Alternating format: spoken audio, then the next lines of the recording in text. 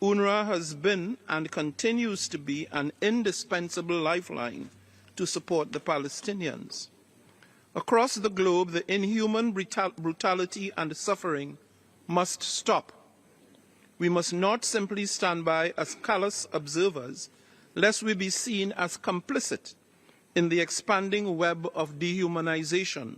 No, we must do our part. The decisive role of this August Council is crucial in our collective efforts. I hold firmly to my beliefs that systems of entrenched inequality cannot be dismantled without honestly confronting the legacies of past injustices. Next month, in the General Assembly, we will mark the International Day of Remembrance of the Victims of Slavery, as well as the International Day for the Elimination of Racial Discrimination, followed by the third session of the Permanent Forum on People of African Descent. These events will be opportunities to acknowledge the debilitating legacy of suffering by people of African descent derived from chattel slavery. We must reassert our resolve to root out structural racism, poverty, and pervasive inequality. And on 17th April, I will convene a high-level commemorative meeting to mark the 10th anniversary of the World Conference on Indigenous Peoples.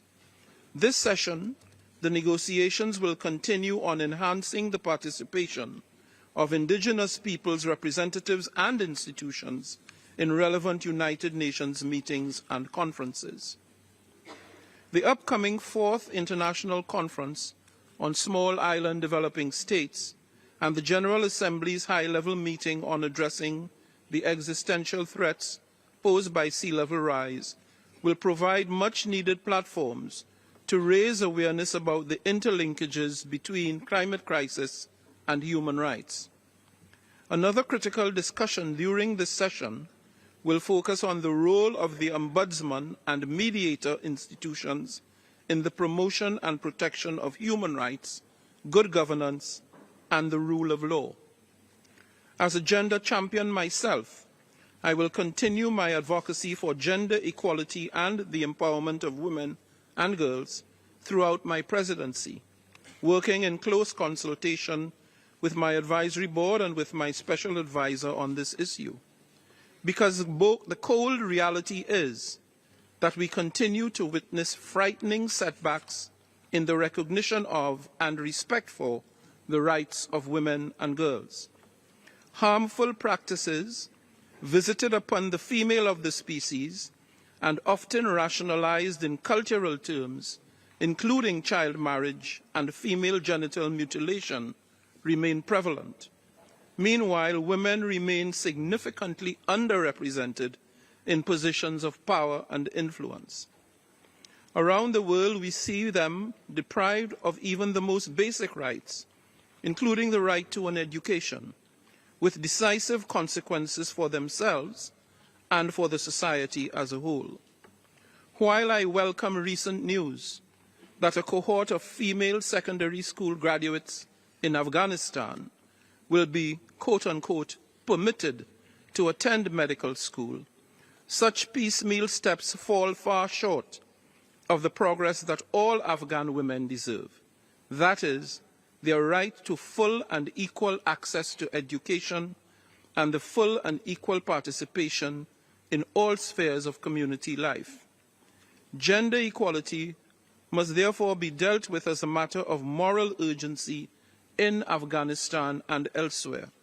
We cannot meaningfully achieve the Sustainable Development Goals and close the inequality gap between North and South while effectively marginalizing half of humanity from actively participating in all spheres of economic, political, and social activity. In order to promote a more equal, inclusive, and respectful workplace at the UN and beyond, it pleases me to advise that in conjunction with UN Women and your good self, Mr. President of the Human Rights Council, I am launching a training program here in Geneva to help prevent sexual harassment and to promote gender equality in the workplace. I note with pleasure that this year's high-level panel discussion on human rights mainstreaming in the Council focuses on the rights of persons with disabilities and their effective participation and inclusion in society. We need to make better progress in promoting the rights of persons with disabilities and in strengthening mechanisms for a more inclusive United Nations, respecting our own edict of leaving no one behind. In that regard, I am committed to intensifying the effort to promote and to achieve the full participation of persons with disabilities in the work of the UN. The onus is upon us to work across sectors and borders with all stakeholders to collectively deliver the desired outcomes. For my part, I continue to work to strengthen the engagement of civil society in the UN's work. And to that end, I am looking forward to meeting with Geneva-based civil society representatives tomorrow.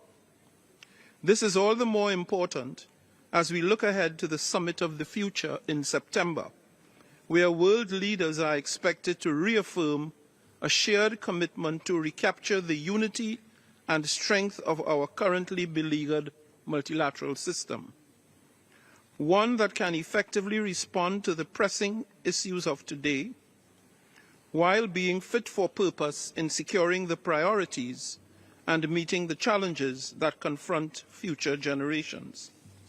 Excellencies, distinguished delegates, Eleanor Roosevelt once famously advised that human rights begin in small places. Years later, we must keep the spotlight on the small places, on the schools, hospitals, prisons, and other settings where rights are denied, where global attention has waned, and where solidarity has the transformative power of a lifetime. As I close, I urge you all to harness the enormous strength and credibility of this Council as a platform for focused dialogue and the joint search for solutions. Our undiminished faith in the Universal Declaration on Human Rights and renewed commitment to the promotion and protection of all human rights must remain the eternal guidelight to achieving a brighter, rights-based future for all, everywhere. I thank you. I thank you, Mr. President of the 78th General Assembly, for your declaration. And now I give the floor to His Excellency, Mr. Secretary General of the United Nations. You have the floor, sir.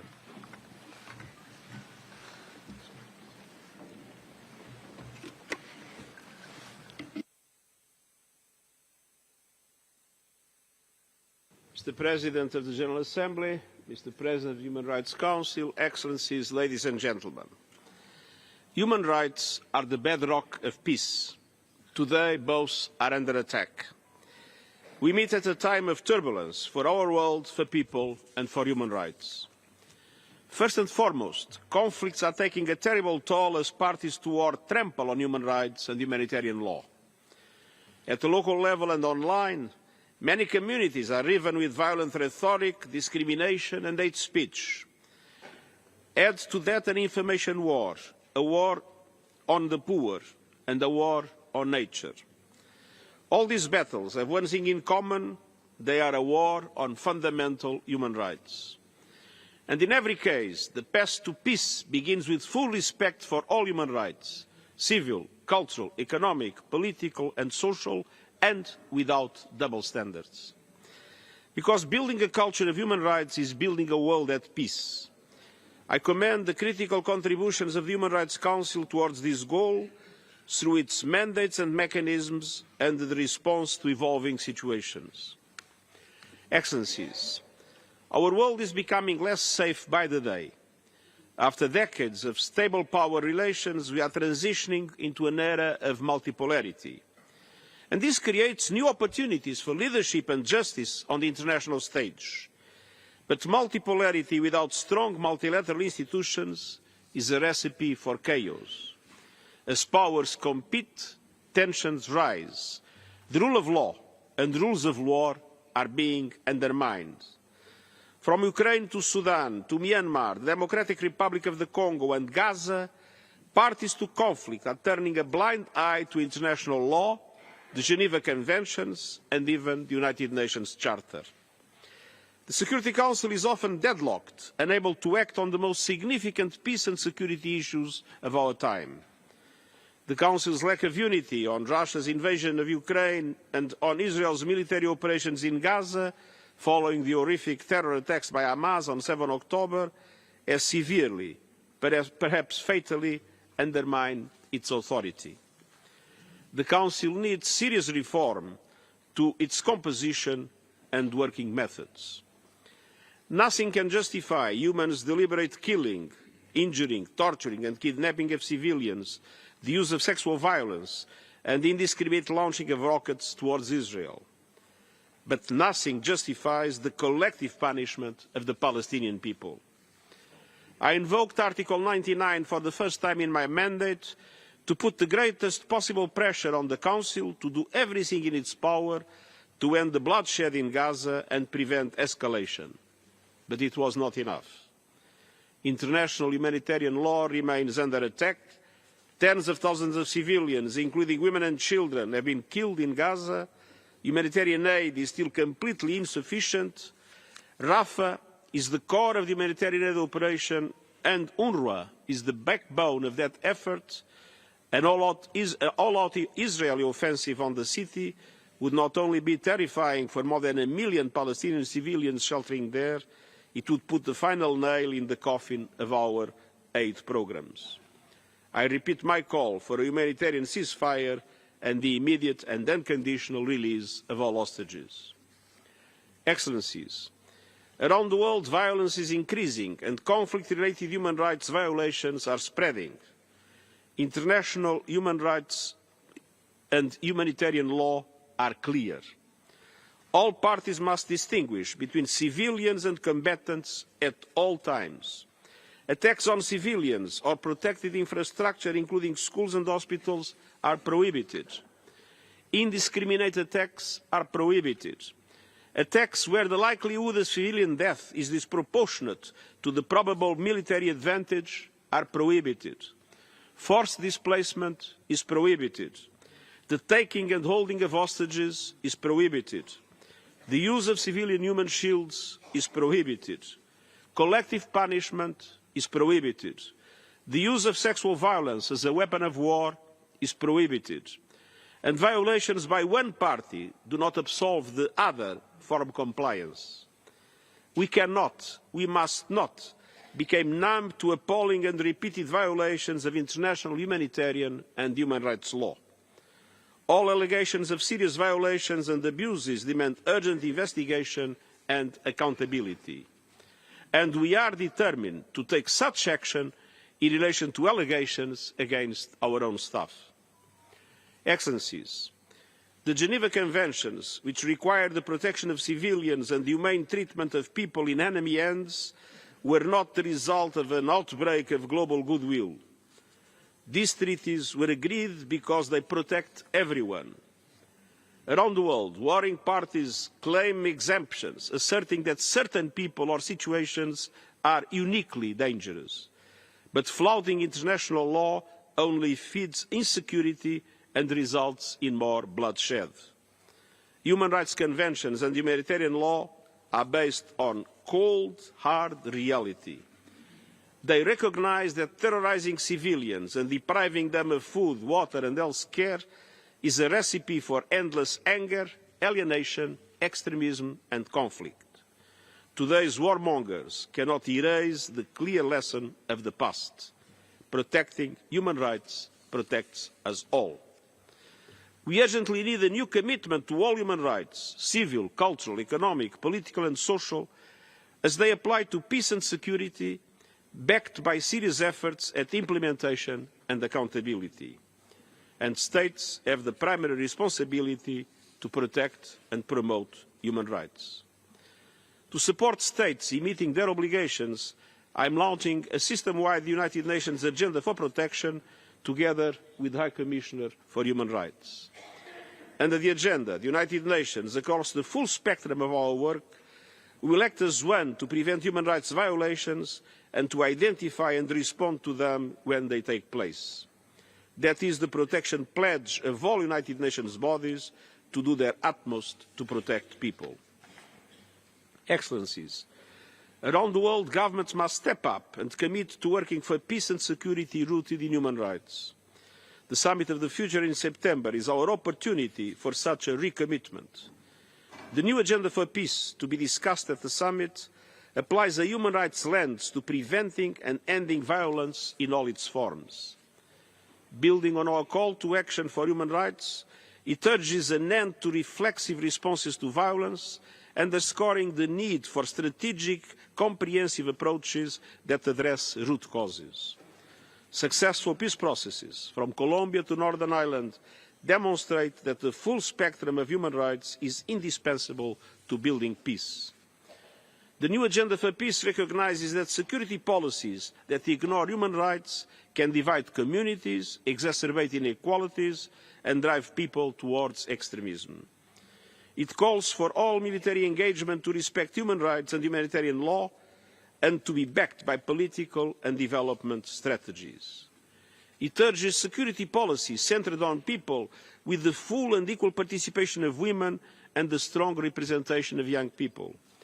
It calls for human rights to be at the heart of the governance of new weapons technologies, including artificial intelligence, and seeks the total prohibition of lethal autonomous weapons with the power to kill without human involvement.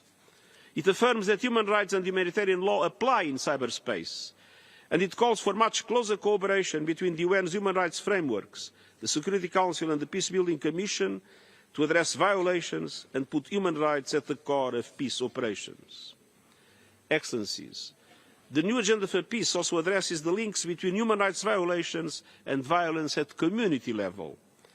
From the epidemic of violence against women and girls, to the activities of criminal gangs, to rising anti-Semitism, anti-Muslim bigotry, the persecution of minority Christian communities, and discrimination against minorities of all kinds, many people do not feel safe in their own communities. Media workers and human rights defenders are frequently targeted, sometimes as part of a strategy to reduce civic space and silence criticism. Decades of progress on women's and girls' rights are being challenged and rolled back, including their fundamental right to education and health care and their sexual and reproductive rights. The new agenda for peace urges governments to create space in national security policies for civil society, human rights defenders, and those representing vulnerable and marginalised people. Freedom of the media, freedom of expression, and an open, inclusive civic space are essential to peaceful, democratic societies. It calls for the dismantling and transformation of power structures that discriminate against women and girls, and for concrete steps to secure women's full, equal and meaningful participation at all levels of decision-making on peace and security. And it presses for young people to be included as participants in decision-making on peace and security events. We are also setting our ways to tackle online abuses of human rights and support people's rights to connectivity and privacy online through our forthcoming Code of Conduct for Information Integrity and the Global Digital Compact. Peaceful communities require an open, secure, accessible digital public space that supports human rights and freedoms. Excellencies, wars are not confined to the battlefield. Certain current economic policies at national and global level constitute a war on the poor and a war on their human rights. Numerous developing economies are still struggling to deal with the twin shock of the COVID-19 pandemic and the Russian invasion of Ukraine. The SDGs are far from being achieved. This year alone, the poorest countries in the world must disburse more than $185 billion to service their debt, or more than their total public spending on healthcare, education and infrastructure.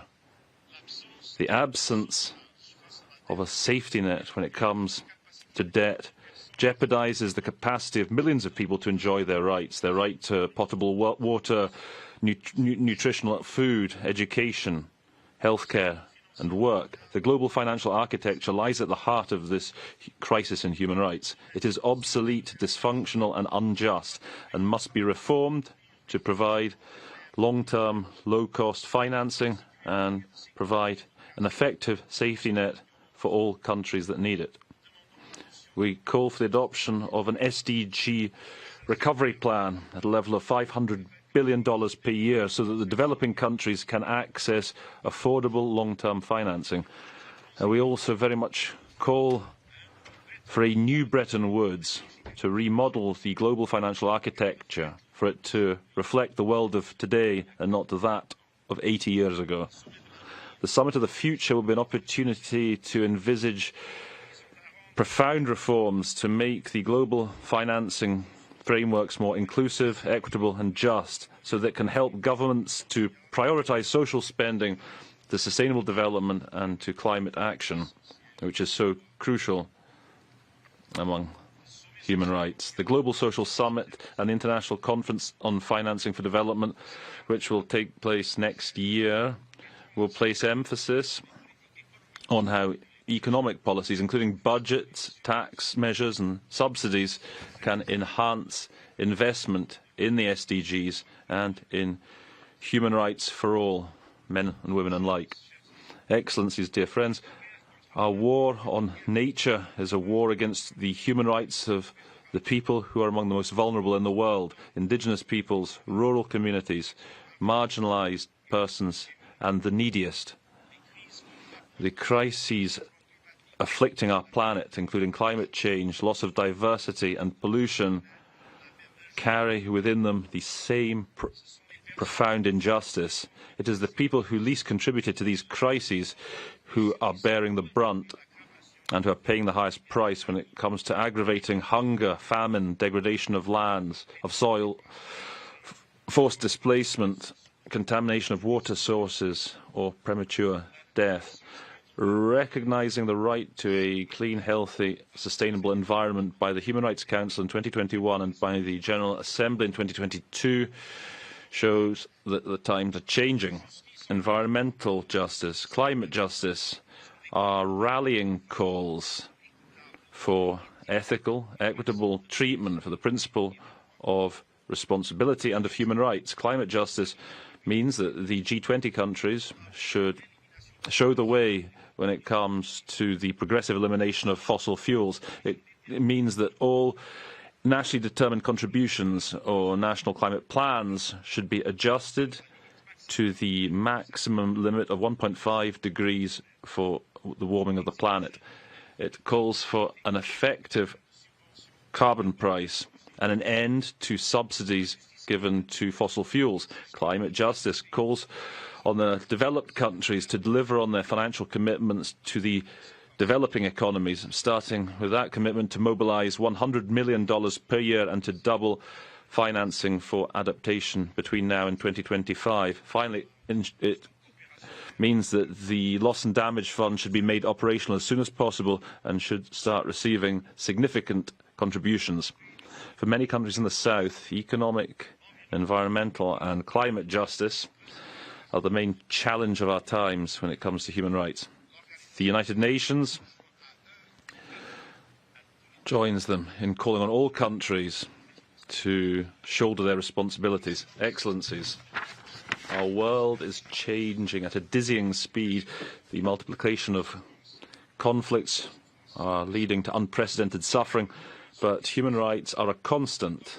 They give cohesion to our quest for solutions. They are fundamental for our hopes for a world in peace. 4 years ago, the United Nations celebrated its 75th anniversary by launching a global survey. The citizens of the whole world declared by a vast majority that they wanted global leaders to prioritise human rights and to respect them. This call was echoed during celebrations of the 75th anniversary of the Universal Declaration on Human Rights in December. This year, the Summit of the Future gives us an opportunity to respond to that call and to ensure that our global institutions should be in step with reality, which is constantly in constant flux today, and to fully adhere to the abiding values of human rights. Together, let us take this opportunity to further peace and human rights for everyone, women and men alike. I thank you. Secrétaire général.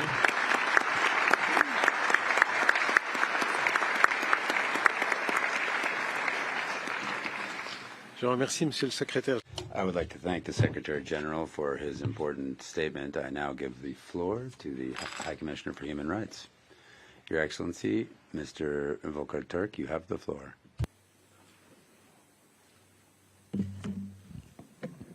President of the General Assembly, Secretary General, President of the Human Rights Council, Excellencies, distinguished delegates. This Council enters into session at a time of seismic global shocks. Conflicts are battering the lives of millions of civilians and carving even deeper fault lines across and between nations. The pain and slaughter of so many people in the Middle East, Ukraine, Sudan, Myanmar and Haiti, and so many other places around the world are unbearable. And when we discuss in the coming weeks, country by country, we must remember their faces and their anguish. At a time of such atrocious violations, is it naive to demand that all states uphold their human rights commitments? Or is it crucial, the most important, the most consequential, the most urgent task that any of us could possibly undertake? Are these not, in reality, our only guarantees, essential and profoundly rooted, anchoring our societies in the midst of turbulence and disarray? Member States and many partners came together at this December high-level event to commemorate the 75 years of the Universal Declaration of Human Rights. It was an important moment of reflection on the successes and failures to implement human rights and how we can do better in the future. This was the culmination of a rich, year-long engagement across the world, which resounded with demands that the world deliver on the promises of the Universal Declaration for Human Rights. Demands for action to end conflict, to eradicate discrimination, to heal our distorted economies and our battered environment, demands for quality services such as education and healthcare, for an end to corruption, for a voice in one's own future, and over again, demands that states change course to bring humanity the benefits of greater justice, more inclusive development, greater equality and peace. By the end of that two-day event, 153 member states had issued concrete pledges alongside civil society groups, UN bodies, businesses and others. Over 770 pledges in all. They ranged from commitments to increase women's leadership and employment equality to tackling extreme poverty, ensuring transitional justice, and improving access to education, healthcare and social protections. Just as important was the outpouring of support from members of the public in every corner of the globe. The Open Society Barometer, a survey of over 36,000 people in 30 countries, found that the vast majority agreed that human rights have been a force for good. In other words, the silent majority holds to the human rights principles that ensure progress and justice across all societies and which keep our world safe. Today, I'm pleased to launch Human Rights, a Path for Solutions, which is the distillation of this hard work that has gone into the commemoration year in the hope that it will inform the summit of the future. This Path for Solutions sets out 8 key messages to guide renewed action for peace, economies that work for people and planet, effective governance, and guardrails for digital and scientific progress. It broadens the way we think about human rights in ways that can transform our societies and our global community. The Secretary-General's announcement of the UN's Protection Pledge and the Agenda for Protection will ensure that the entire UN gives priority to human rights, to advancing human rights in every circumstances, no matter how challenging. I look forward to working with colleagues across the UN to implement this pledge. I will address various country situations throughout this Council session and in particular when I deliver the global update next Monday. But this morning I would like to flag two overarching concerns that have potential impact on all countries. First, negotiations on treaties on pandemic prevention and on cybercrime, as well as on plastic pollution, and global discussions about the regulation of artificial intelligence, all these talks are currently underway, but they are not sufficiently taking into account human rights obligations and the human rights harms that could be done. Second, I am disturbed by attempts to undermine the legitimacy and work of the United Nations and other institutions. They include disinformation that targets UN humanitarian organizations, UN peacekeepers, and my office. The UN has become a lightning rod for manipulative propaganda and a scapegoat for policy failures. This is profoundly destructive of the common good, and it callously betrays the many people whose lives rely on it. The UN is uniquely equipped to enable states to discuss and resolve pressing global issues. And this convening power is particularly vital now when the magnitude of conflict, planetary peril, and digital transformation requires urgent solutions. UN humanitarian agencies assist hundreds of millions of people to stay alive. The UN's development and peace work is absolutely crucial to all nations.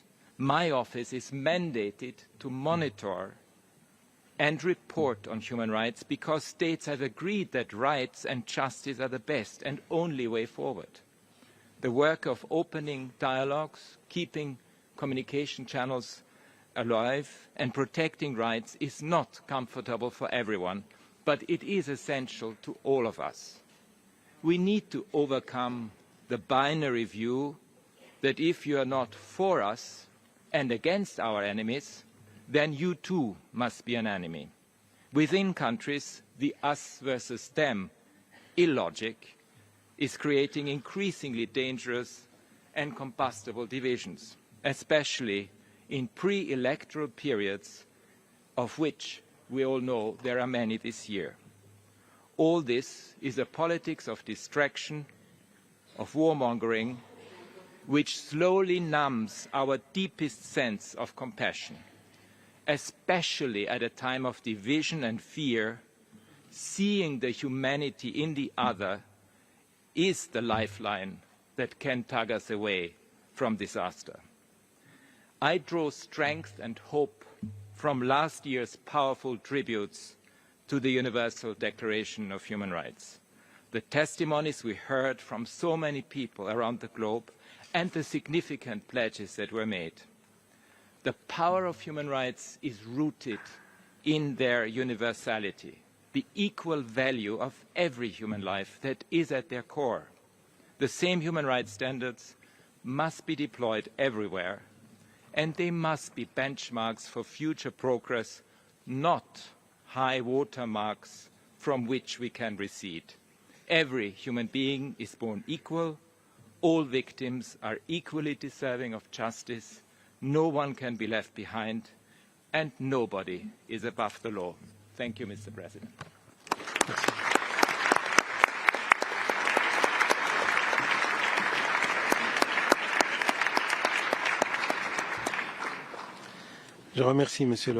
I thank the High Commissioner for his important statement.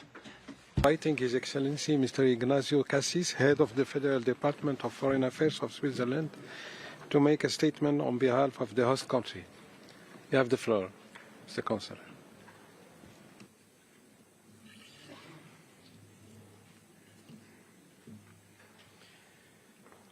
Monsieur le Président, Sir, President of the Human Rights Council, Sir, President of the General Assembly, Sir, Secretary General, Sir, High Commissioner for Human Rights, ladies and gentlemen, ministers, ladies and gentlemen, colleagues.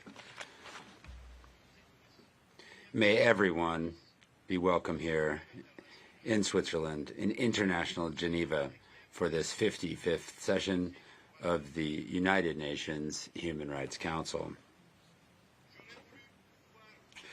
I would have liked to have welcomed you in a more favorable international context.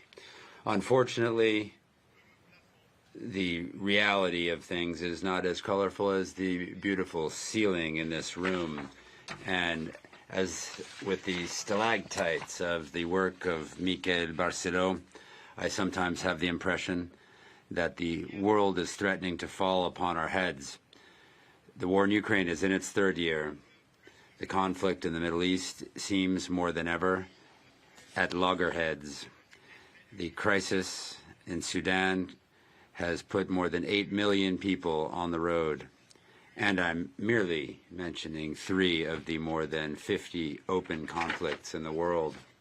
Ladies and gentlemen, according to the Swedish Institute Varieties of Democracy Institute, more than 70% of the global population is today living under autocracies. Democracy has slipped back to its mid-1980s levels. In seeing these numbers, I can't but think of George Orwell and his work, 1984. In 1984, Orwell paints a picture of a world in continuous war, inexisting freedoms, and manipulated freedom. The citizens are surveilled by Big Brother and Big Brother's totalitarian regime. It is truly not the world of which we dream in this room. We have the responsibility to put an end to this negative dynamic. As United Nations, we must courageously refuse dystopia, a world that is merely a reflection of our anguish and anxieties. Excellencies, were human rights to be respected by all, we would not be speaking of endless war. We must note that we are far from there that we wished to be 75 years ago. Despite all of the laws that we have enacted, our efforts seem to not have succeeded in bringing reason to triumph over violence. And yet, the countries united in this room have freely and knowingly agreed and decided to place freedom and dignity of individuals at the center of our work and attention. Is it a chimera to pursue the emancipation of each individual so that each individual can take on their responsibilities in their respective societies, in society on the whole? 2024 is an important test for democracy. Elections are slated to take place in more than 64 countries. Half of the global population has been called to the ballot box. A great many citizens will be called upon to avail themselves of their right to information, their freedom of expression, and the possibility of peaceful assembly. And we, as the United Nations, must ensure the protection of civic space. We must ensure free and fair elections. These conditions are essential. They are sine qua non for the outcome to truly reflect the will of the people. We must fight against targeted harassment and attacks seeking to shrink essential democratic space, and we must do so with all our might. We must give it our all. Ladies and gentlemen, these words of commitment must be followed by concrete and lasting action. Our credibility depends on it. It is for this reason that we are met here in Geneva. This year, my country is submitting its candidacy to become a member of this council. With our strong tradition of responsibility in the realms of humanitarian law and human rights law, we aspire to increasingly take on the challenge of our turbulent times. And everyone, men and women alike, in a spirit of cooperation, dialogue, sharing, and trust. Ladies and gentlemen, 2 months ago in this room, working together with the UN High Commissioner for Human Rights, we celebrated the 75th anniversary of the Universal Declaration of Human Rights. This year, 2024, marks the 75th anniversary of the first Geneva Convention, the 75th anniversary of the fourth Geneva Convention.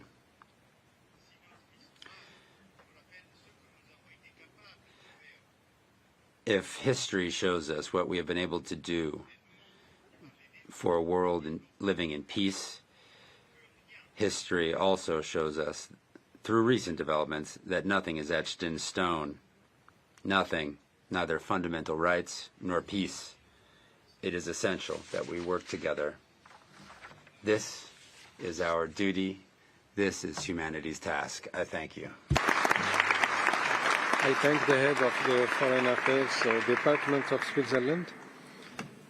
Excellencies, distinguished participants, before we proceed with the list of speakers for the high-level segment of this 55th session, let me remind you that this segment is scheduled to conclude on Wednesday, 28th of February, and will be immediately followed by the general segment. This year we have around 140 high-level dignitaries' participation from all regions in the world. As in past years, and in conformity with the Council's rules and practices, there is no possibility to interrupt a dignitary's statements by way of a point of order.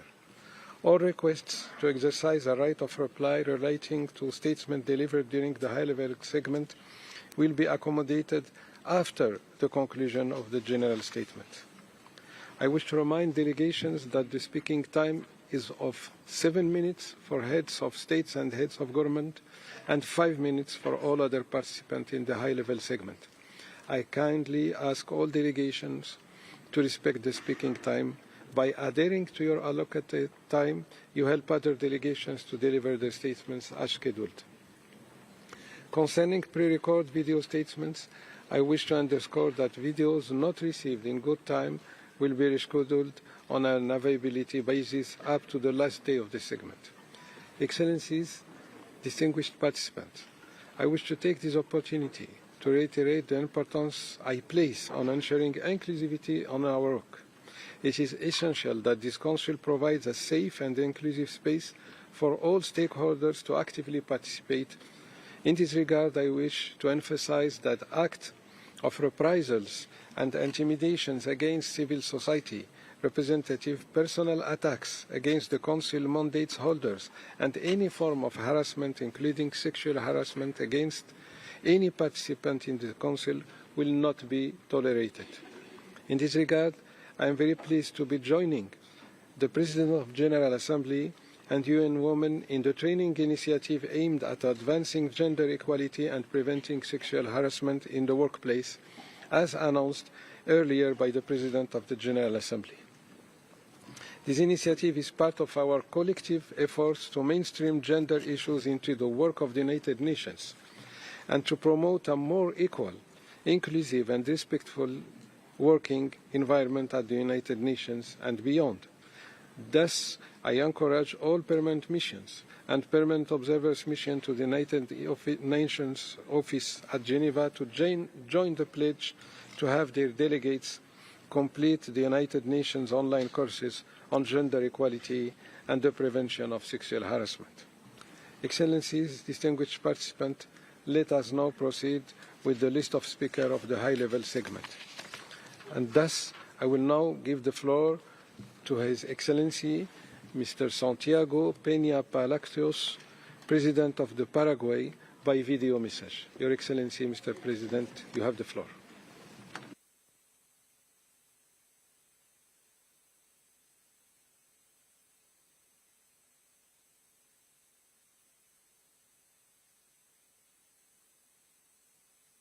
Señor Presidente.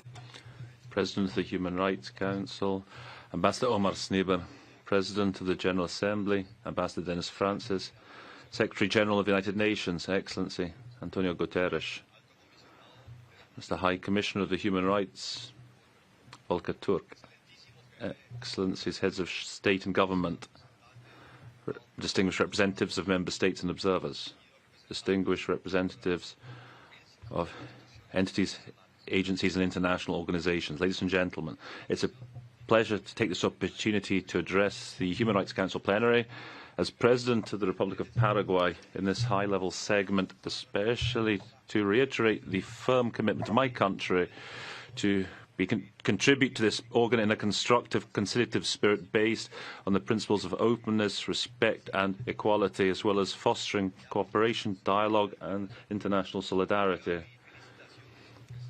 Congratulations to the President of the Council for his election, and I'm grateful to the membership for designating the Paraguay delegation one of the vice presidencies that lies with Latin America and the Caribbean. We are in complex, difficult times. The world faces extraordinary global challenges that require effective multilateralism as a key tool in conflict resolution. In 2024, as we end our period on the Council, we need to make sure that this multilateralism is not just in words, but that it should be in actions based on genuine cooperation. Therefore, it's important to recognise high levels of poverty, inequality within and among our countries, exacerbated during the recent pandemic, and crises related to lack of opportunities, international terrorism, transnational crime, and geopolitical tensions have highlighted weaknesses and limitations of the multilateral institutions in their capacity to confront global impact challenges and systemic risks. Similarly, climate change is another challenge that requires rigorous measures. At the same time, just measures in order to implement policies with a view to adaptation. Therefore, what we need is a more equitable approach that reflects the realities and specific needs of each country in establishing environmental protection measures.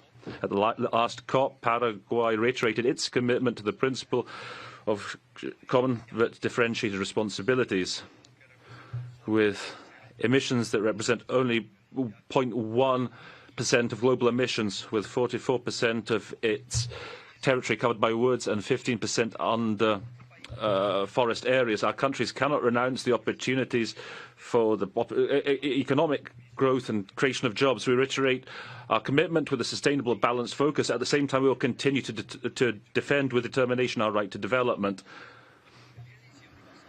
In December last year, we marked the 75th anniversary of the UDHR, probably one of the most relevant instruments in the world, since it crystallized a historic process of social claims and global consensus that placed at its center the human person and his rights.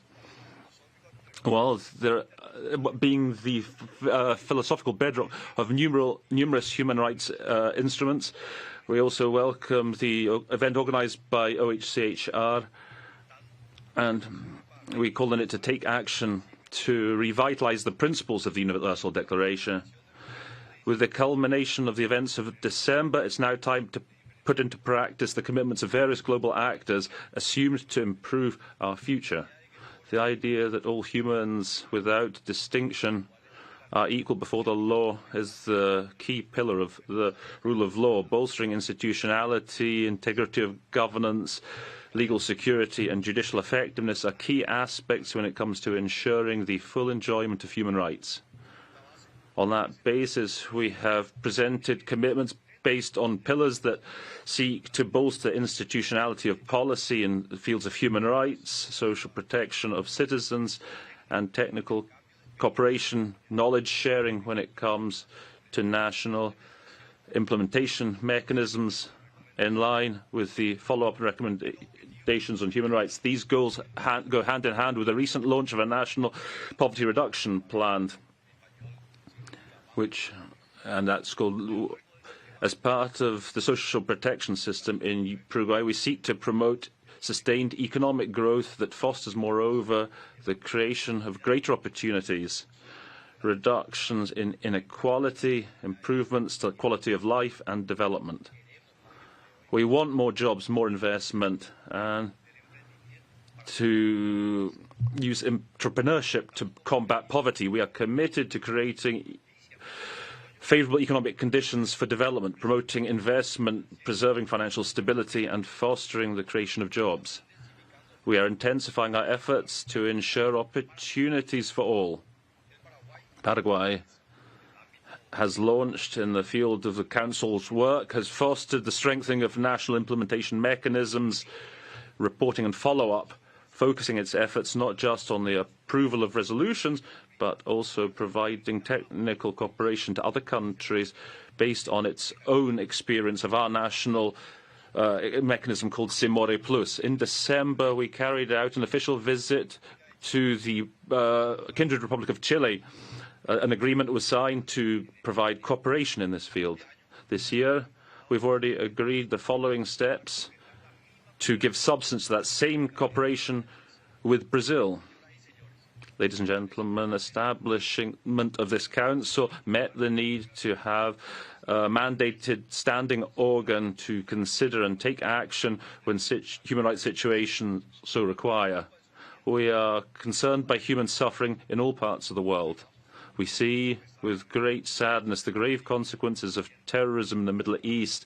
We call for a lasting peace in that region. Moreover, we reiterate our call for a cessation to the invasion of Ukraine and that in Venezuela that fair, transparent elections should be held. We also call for a return to democracy in Nicaragua. The presence of Paraguay in the Council has bolstered the positioning of its foreign policy in the field of human rights, and in that context we will continue to promote and to support debates addressing persisting and emerging problems both at national and international levels, with special focus on persons in situations of greatest vulnerability to whom we have a great debt. My country maintains its standing invitation to all HRC special mandate holders can visit Paraguay and cooperate with the promotion of rights with our peoples.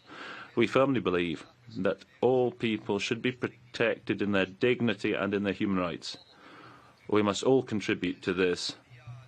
In a message on Human Rights Day on 10th December 2020, Ban Ki-moon, Secretary General at the time, said that each one of us could make a concrete difference in someone's life, in schools, in our workplaces, in social networks, and in our homes.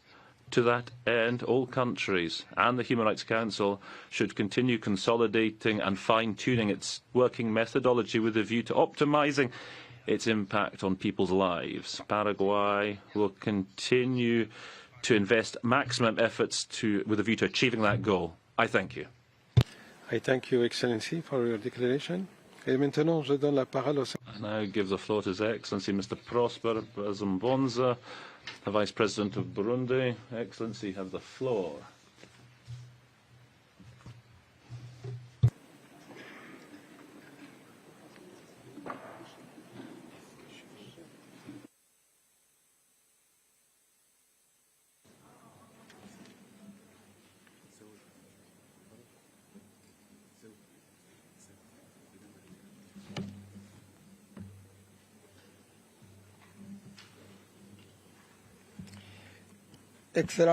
Excellencies, ladies and gentlemen, heads of state and government, Excellency Mr. Omar Zniber, President of the Human Rights Council, Mr. Antonio Guterres, United Nations Secretary General, Mr. Volker Turk, High Commissioner for Human Rights at the United Nations, dear colleagues, distinguished delegates, ladies and gentlemen, all protocols observed. First of all, I would like to present my heartfelt thanks and greetings to His Excellency of the President of the Burundi, who has done the honour, who I'm honoured to represent at this summit. I would next like to pay thanks to God the Almighty, who has allowed me to be in this city of human rights, to be here safe and sound, here in Geneva, to take the floor at this high-level segment of the 55th session of the Human Rights Council, to debate issues of human rights, subjects that we all hold dear with a view to respecting human dignity throughout the world. Let me next express my heartfelt congratulations to His Excellency Mr. Omar Zniber from the Kingdom of Morocco for his outstanding election as President of the Human Rights Council at its 18th cycle, covering the period from 1st January to 31st December 2024. His outstanding qualities and talent are a guarantee for the proper stewardship of our work underway this year, and we wish you every success. You can naturally count on the full cooperation of Burundi in discharging your noble uplifting mission.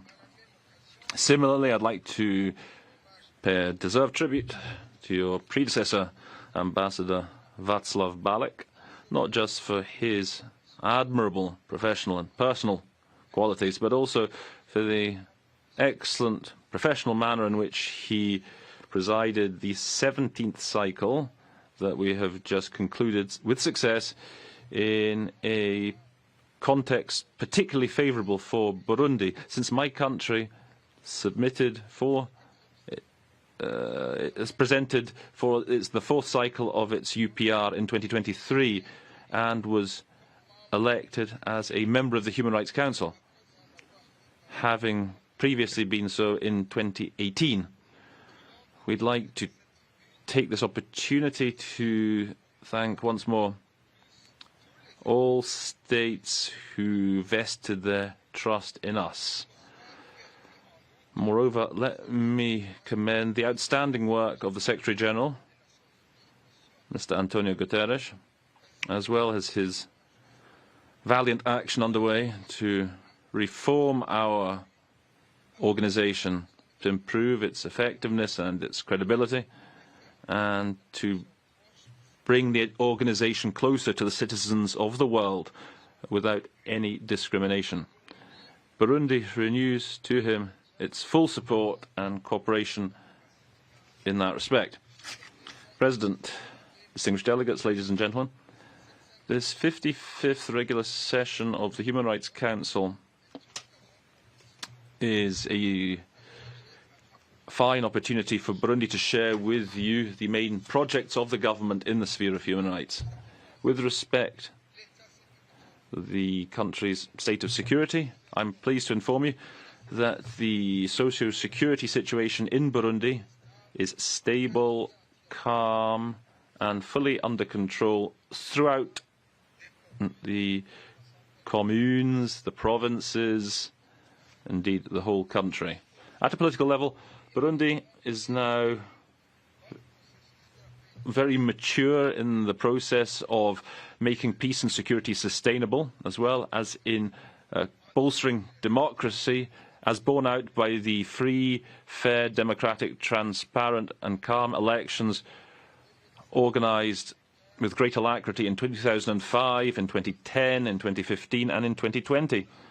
Rest assured also that the elections, legislative elections and local elections to be held next year in 2025 will be organised and will be a complete success with the financial support of the government of Burundi.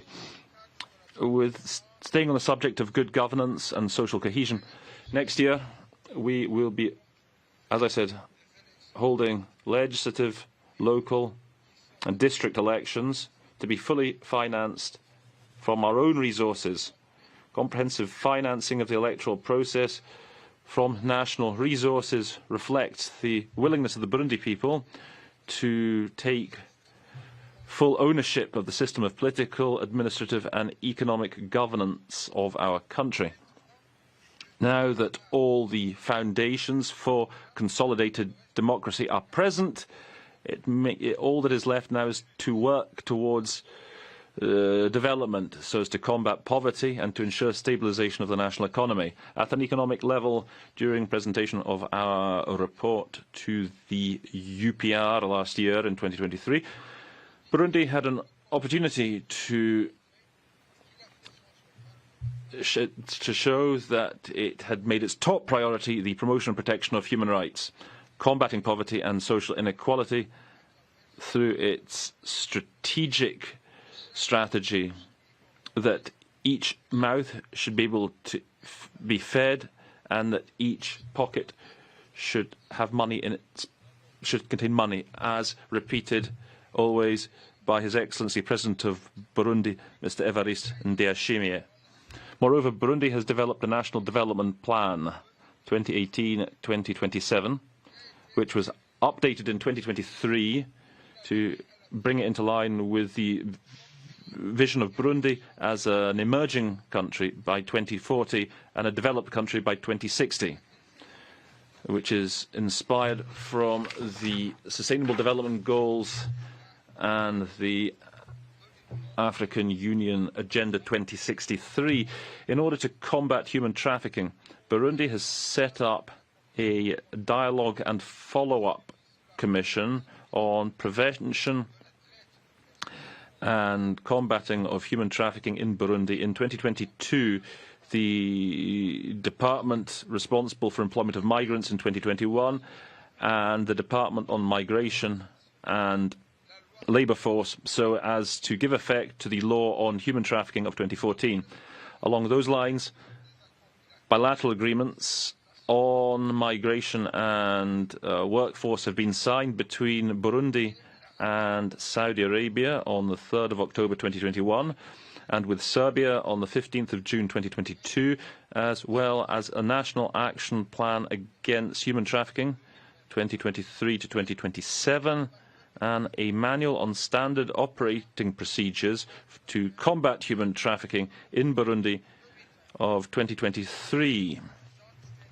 President, distinguished delegates, ladies and gentlemen, with respect to the right to a decent standard of living, Burundi has accelerated implementation of its policy of nyakatsi houses. In other words, houses made of straw, to eliminate these and to replace them with houses made of brick, all fully covered with roofs, all containing social basic services, and to help the indigenous people, the Batwa, to better become settled. With regards to integration of the rights of disabled people and the elderly, my country has ratified the Protocol on the African Charter of Rights and Peoples on the rights of persons with disabilities in April 2022, and the Protocol to the African Charter on Human Rights and the Peoples with respect to the rights of older persons. These two ratifications are the culmination of efforts to promote and protect this category of individuals, in addition to efforts towards establishing the law and a national committee on the rights of persons with disabilities. At the same time, we would highlight that we very much look forward to the scheduling of the review of the initial Burundi report on implementation of the Convention on the Rights of Persons with Disabilities since 2020. In terms of climate, it's worth noting that the planet on which we live and on which generations to come will live faces a climate crisis which is worsening day in, day out, with the rise in climate scepticism. Burundi has not been spared by climate change linked to torrential rains and rising water levels of Lake Tanganyika, which has led to enormous material and human damage. To confront climate change, which has led to climate displacement, an action plan linked to the National Strategy for Risk Reduction and Disasters 2018 to 2025 is now operational, together with the National Emergency Operations Centre. Their mission is to coordinate the work of all state and non-state actors provided for in the National Contingency Plan during emergency rescue operations. An emergency rescue operations plan has also been established. With respect to cooperation with international human rights mechanisms, Burundi continues to produce and to submit initial and periodic reports and to implement recommendations. Nevertheless, despite efforts made in promoting and protecting human rights, my government takes the opportunity to bemoan the conduct of certain states who continue to politicize human rights issues by pressurizing certain states, whereas in fact all states should be treated on an equal footing. After almost 10 years of Burundi paying the price of a politicization of human rights issues for geopolitical ends, we think that it's high time now to recognize that we have been abused, as we continue to demonstrate, indeed once again today, and as you will have noted yourselves. Similarly, we would like to clarify that we will never accept any special rapporteur being imposed on us. Moreover, we do not see its relevance, given that our country has institutions sufficiently responsible for promoting and protecting human rights, including the Minister of Human Rights. I would highlight here that the Minister responsible for human rights in Burundi is indeed present in forum. The institution of the Ombudsman is there. The Truth and Reconciliation Commission is working. The National Independent Human Rights Commission, with its A status accreditation, is there. We have the National Observatory for the Prevention of Genocide, War Crimes and Other Crimes Against Humanity is working. The Centre for the Promotion of the Rights of Human Rights and Prevention of Genocide is there. The National Council for National Unity is there. The reinstitutional of the Council of District Elders are all organizations, state organizations, which are all up and running in the country, specifically to support and respond to the concern of protecting human rights. President, in conclusion, I reiterate that my country, Burundi, believes in international solidarity, in multilateralism, and in rejecting diplomacy through coercion. My country therefore reaffirms its commitment to contributing to building a global order based on the rule of law, a peaceful, equitable, prosperous world, one that respects the principles of the UN Charter. I thank you, Excellencies, ladies and gentlemen, for your attention, and may God be with you. Thank the Vice President of Burundi for his statement. I will now suspend the meeting for a couple of moments to escort the Secretary General and the President of the General Assembly, who must leave us to attend to other commitments. I thank you.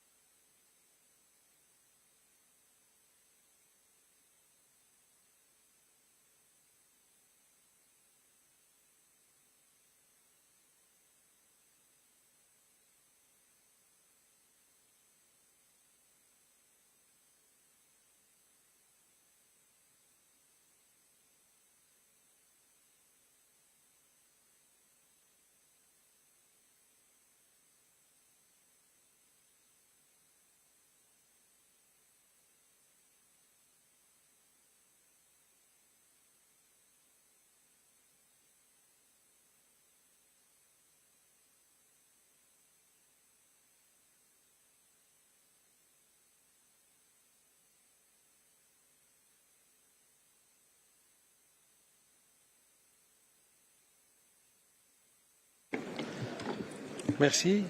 Nous allons donc reprendre. So we will resume the meeting. Now to give the floor to His Excellency Mr. Murat Nurtlu, Deputy Prime Minister and Minister for Foreign Affairs of Kazakhstan. Your Excellency, you have the floor.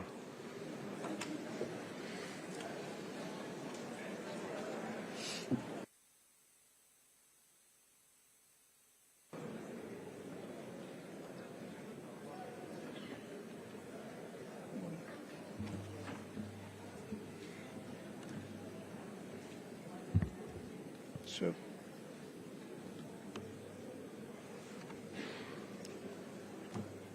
Shall we proceed? Mr. President, Excellencies, ladies and gentlemen, at the outset I wish to thank United Nations Secretary General Antonio Guterres and High Commissioner Volker Turk for their strong leadership and promotion of human rights worldwide. I also congratulate Ambassador Omar Zniber of Morocco on assuming the presidency of the Human Rights Council and assure him of my delegation's full support.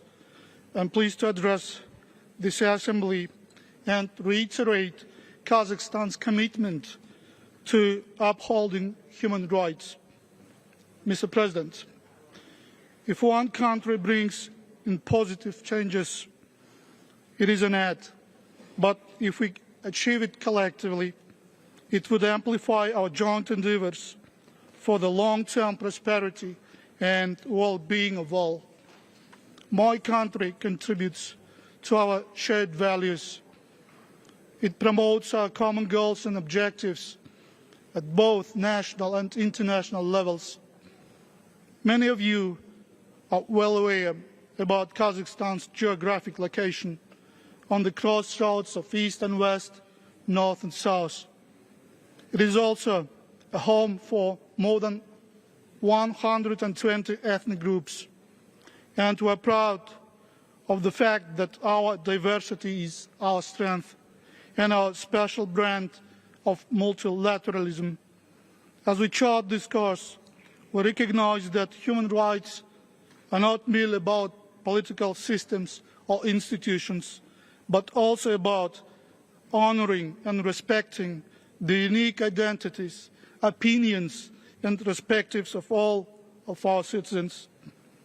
Mr. President, the ambitious reform agenda of the President of Kazakhstan, Kassym-Jomart Tokayev, has launched an unprecedented and tremendous democratic processes. In a short span of time, we have fully reloaded our entire political and economic system. 4 comprehensive packages of political reforms have been successfully implemented over the past 4 years. Following public referendum, the first since 1995, we started a large-scale transformation of all government institutions. Our new formula, strong president, influential parliament, accountable government, has strengthened the system of checks and balances. 5 electoral processes have taken place in less than a year, including presidential, parliamentary and local ones. The president's term in office was limited to a single 7-year period. Moreover, for the first time in our history, 6 political parties entered into the lower house of the parliament, including opposition parties. The human rights protection mechanisms have been significantly developed with the re-establishment of the Constitutional Court and enshrining of the status of the Commissioner for Human Rights in our Constitution. According to some international experts, all these undertakings are quite unique by their nature. Mr. President, the 75th anniversary of the Universal Declaration on Human Rights served as an occasion for member states to renew their commitments. Symbolically, last year, Kazakhstan has ratified 2 optional protocols to the Conventions on the Rights of the Child and Persons with Disabilities. Just last week, the President has signed a new law on improving child protection and safety standards in schools. In line with these international commitments to ensuring the right of life and human dignity, Kazakhstan has abolished the death penalty, instituted a zero-tolerance policy against torture and ill treatment, and strengthened its national preventive mechanisms. Following our constructive dialogue with the Office of the High Commissioner for Human Rights, we have incorporated its recommendations into several government action plans and recent presidential decree on human rights. Our nation's democratic path is clear, but it's not over yet. My main message today is that democratic changes in my country are irreversible. Mr. President, as the member of the Council, Kazakhstan will continue to contribute to collective efforts by promoting human rights and sharing its national experience and best practices in the areas of peace building, interethnic and interreligious tolerance, disarmament, gender equality, food security, and digitalization.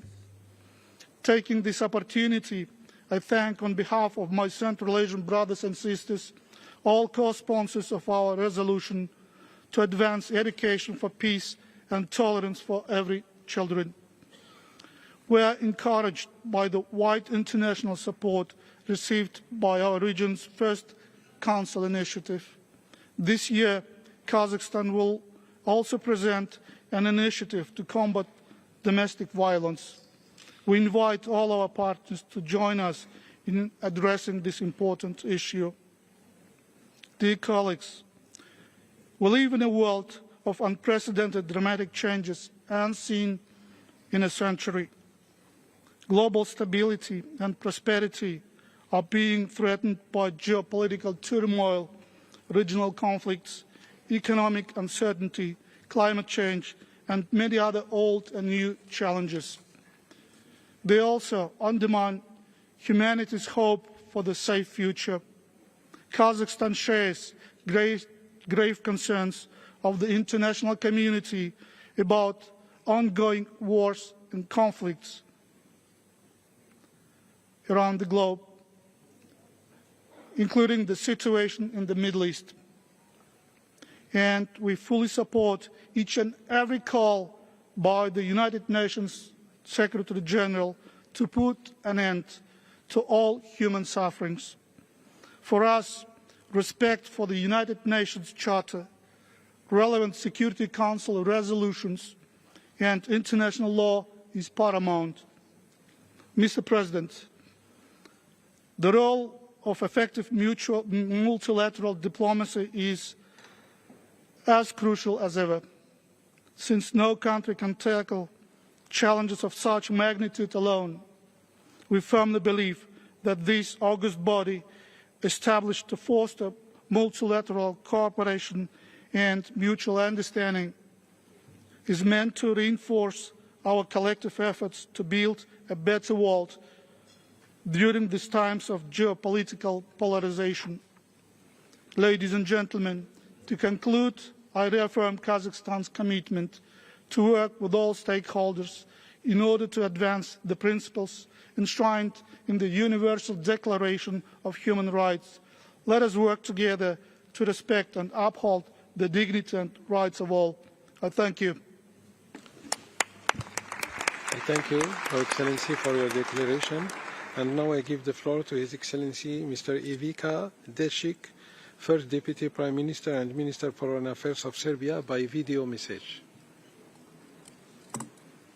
Ladies and gentlemen, the promotion and protection of human rights in the cornerstone of modern civilization. Their consistent application is a key factor of progress and a pledge for both survival and the values on which humanity is based. Deeply believing that this is the duty of each one of us, the Republic of Serbia is strongly committed to the protection and promotion of human rights as one of the foundations of our society, which is determined to live in an atmosphere of tolerance and solidarity. The world today is full of examples of violence of basic human rights. For my country, the Republic of Serbia, the tragedy that part of its population has been going through for decades in the autonomous province of Kosovo and Metohija represents a particularly painful and unacceptable example. Our people in Kosovo and Metohija have been living in an atmosphere of fear, of persecution and violence for a quarter of a century. Serbs are systematically denied many basic human rights guaranteed by the UN Charter and other fundamental international documents, including the right to freedom of movement, to free expression and will in elections, the right to property, economic development, and even the right to life. In the territory of our southern province, the survival of one people living in their century-old ancestral homes and under threat. Therefore, no one should be surprised by the fact that amid such circumstances, the return to Kosovo and Metohija is unthinkable for more than 200,000 persons who have been internally displaced for more than 25 years, as well as that more than 14% of the remaining Serbs left the area of Kosovo and Metohija in the past year alone. In the series of continuous unilateral moves by the provisional institutions of self-government in Pristina, the latest one is the illegal decision to abolish the circulation of the Serbian currency, dinar, in the area of Kosovo and Metohija. The key goal of such moves is abundantly clear: to eradicate the Serbian population from the area of Kosovo and Metohija. We expect more attention and decisive action from the international community to the severe and prolonged discrimination against the violation of basic human rights of Serbs in Kosovo and Metohija. Ladies and gentlemen, Serbia attaches the utmost importance to promoting human rights standards and strengthening capacities for their exercise. This is done by applying an objective and non-selective approach, while strengthening the national legislation and enhancing the existing mechanisms. Furthermore, in accordance with the practice of active cooperation with the Human Rights Council, Serbia has extended a standing invitation to special procedures. Finally, I would like to emphasize once again that my country deeply believes in the importance of multilateralism and dialogue as the best way to address the multitude of challenges facing humanity in this increasingly complex international environment. We continue to firmly believe in the system of international law based on the UN Charter. We contend that the individual contribution of each country is important in this global mosaic, and the Republic of Serbia will continue to lend support to such aspirations. Thank you very much. I thank Your Excellency for your declaration. Et maintenant, je donne la parole à son... I now give the floor to His Excellency Mr. Xavier Bettel, the Vice Prime Minister of Foreign Affairs for Luxembourg, and this will be brought to us by video message as well. President, High Commissioner, Excellencies, dear friends, less than 3 months ago, we marked together the 75th anniversary of the Universal Declaration of Human Rights. We renewed our solemn common commitment to the universality and indivisibility of all human rights for all people everywhere.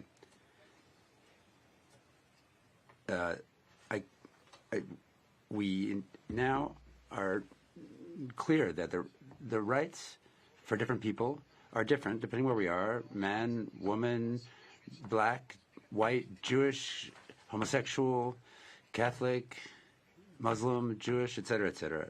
The rights aren't the same all over the world for all people. And however, this promise that was at the core of our pact for the future and that we are still preparing is a message of hope for billions of humans and their civil and political rights, their economic, social, and cultural rights, their rights to development, the right to a clean, healthy, and sustainable environment. Currently, there are more than 50 violent conflicts raging the world over. We are far from the goals and ideals established in 1945. And the goal is to never again have war. Allow me to look at some of these conflicts in no particular order. In Israel, they're inexcusable.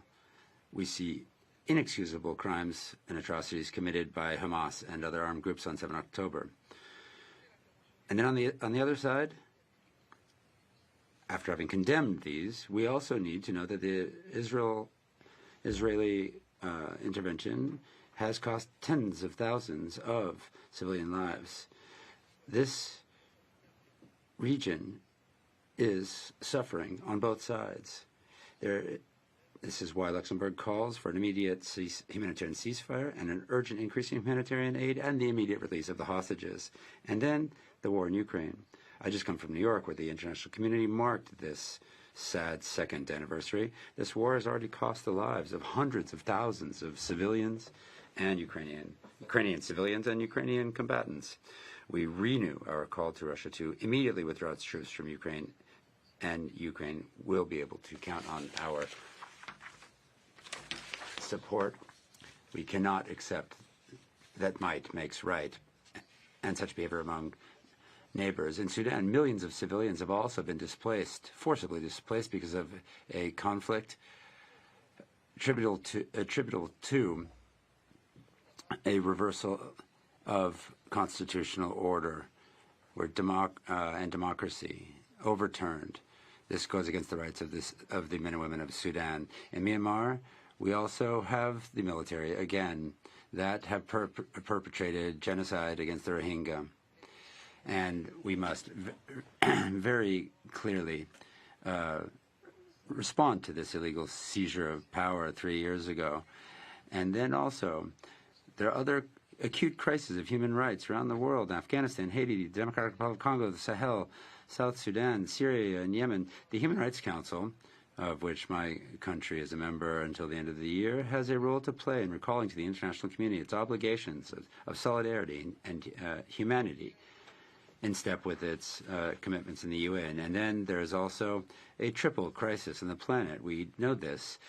We have we are reaching the potentially irreversible climate change, and this can bring the irrevocable loss of biodiversity and pollution that is costing millions of human lives each year. And this is a crisis that threatens the entirety of humanity.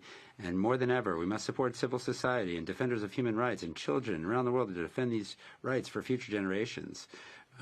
I would like to pay homage to Alexei Navalny, imprisoned and tortured to death under wretched conditions.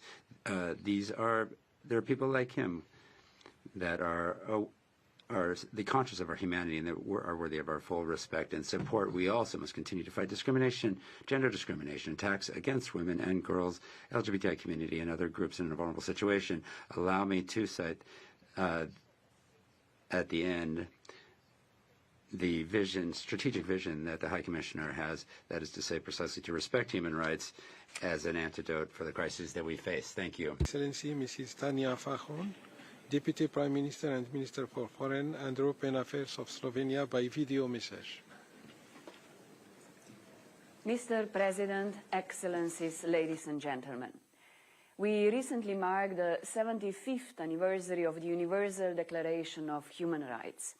This cornerstone document paved the way for the progressive development of international human rights law and continues to do so today. When it comes to human rights, the work is never really done. Just 2 days ago, we marked the grim anniversary of Russia's unjustified and illegal aggression against Ukraine. The war is causing enormous human suffering and destruction across the entire country. Slovenia condemns this act in strongest terms and calls for accountability for human rights violations. Accountability for atrocities and violations of international human rights law is crucial. This month, on 14 February, I signed the Ljubljana, the Hague Convention on Mutual Legal Assistance and Extradition, together with the representatives of more than 30 states from around the world. I encourage all others to do the same. The latest conflict between Hamas and Israel has been raging in Gaza for 5 months, with civilians, mostly women and children, paying the highest price. Permanent and sustainable ceasefire is urgently needed to end the human suffering. International humanitarian law and human rights law must be respected. But there are many other ongoing conflicts and crises around the world that negatively affect human rights. They too require our full attention. To name but a few: Afghanistan, the Democratic Republic of the Congo, Haiti, Iran, Mali, Myanmar, and Sudan. As a member of the UN Security Council, Slovenia attaches particular importance to the gross and systematic human rights violations and abuses in situations on the Security Council's agenda, and also focuses on the protection of civilians, especially children, and on the Women, Peace and Security agenda. Ladies and gentlemen, the Human Rights Council has many mechanisms at its disposal to respond to human rights challenges and situations around the world. There is also the indispensable work of the UN High Commissioner for Human Rights and his office. In order to keep our compass steady, we also need strong institutions and civil society to hold us accountable. We must therefore invest in the resilience of our societies and strengthen the social fabric, including by upholding the highest human rights standards. There should be no attacks and reprisals against human rights defenders. And speaking of our societies, a stark reminder: the backsliding on gender equality and the worsening situation of women worldwide are symptomatic of the growing disparities and inequalities within and between our societies. The empowerment and participation of women and girls at all levels should therefore remain high on our agenda. Today there are many emerging challenges that pose risks to human rights. New technologies, including artificial intelligence, climate change, pandemics and rapid demographic changes are just the most obvious. To tackle some of them and contribute to the common good, Slovenia will continue to call for a comprehensive human rights framework for older persons as well. We are concerned about the rapid aging of the population. At the current session, Slovenia, together with a core group of countries, will present a resolution on the right to a clean, healthy and sustainable environment. Together with partners, it will also table a resolution on the rights of persons belonging to minorities. As the chair of the Committee on Victim Assistance of the Anti-Personal Mine Ban Convention, Slovenia strongly advocates for the promotion of the safety, protection and full social inclusion of persons with disabilities and landmine survivors. Mr. President, as the UN reviews its vision for the future with a summit in September, we must mainstream human rights throughout the outcome document in order to ensure peace, stability and sustainable development for all. Slovenia remains committed to human rights and look forward to possibly rejoining the Human Rights Council for a third time in the 2026-2028 period. As always, we stand ready to play our part. Thank you. أشكر معالي السيدة وزيرة شؤون الخارجية لسلوفينيا وأعطي لمعالي السيد أيمن. Thank you. We will now hear from Mr. Ayman Sofadi, the Vice Prime Minister of Jordan.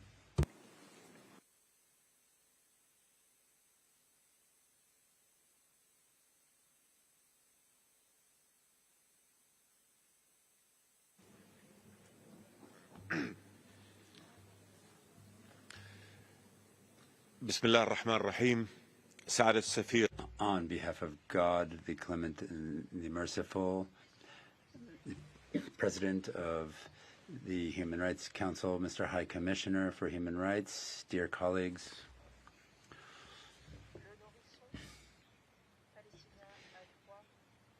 the Palestinians breastfeeding have right to milk, but they don't have it. They have the children have the right to go to a safe school, but with Israeli occupation, they do not enjoy this right. The Palestinian people have mothers and fathers and youth.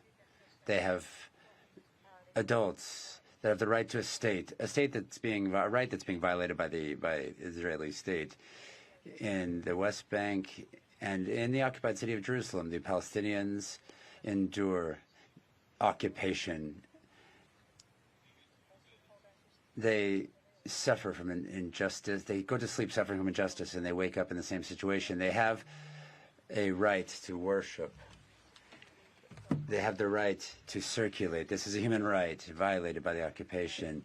The right to work in security, equitable due process, a field, property, a house. These are fundamental rights that are being violated by the occupying power, Israel.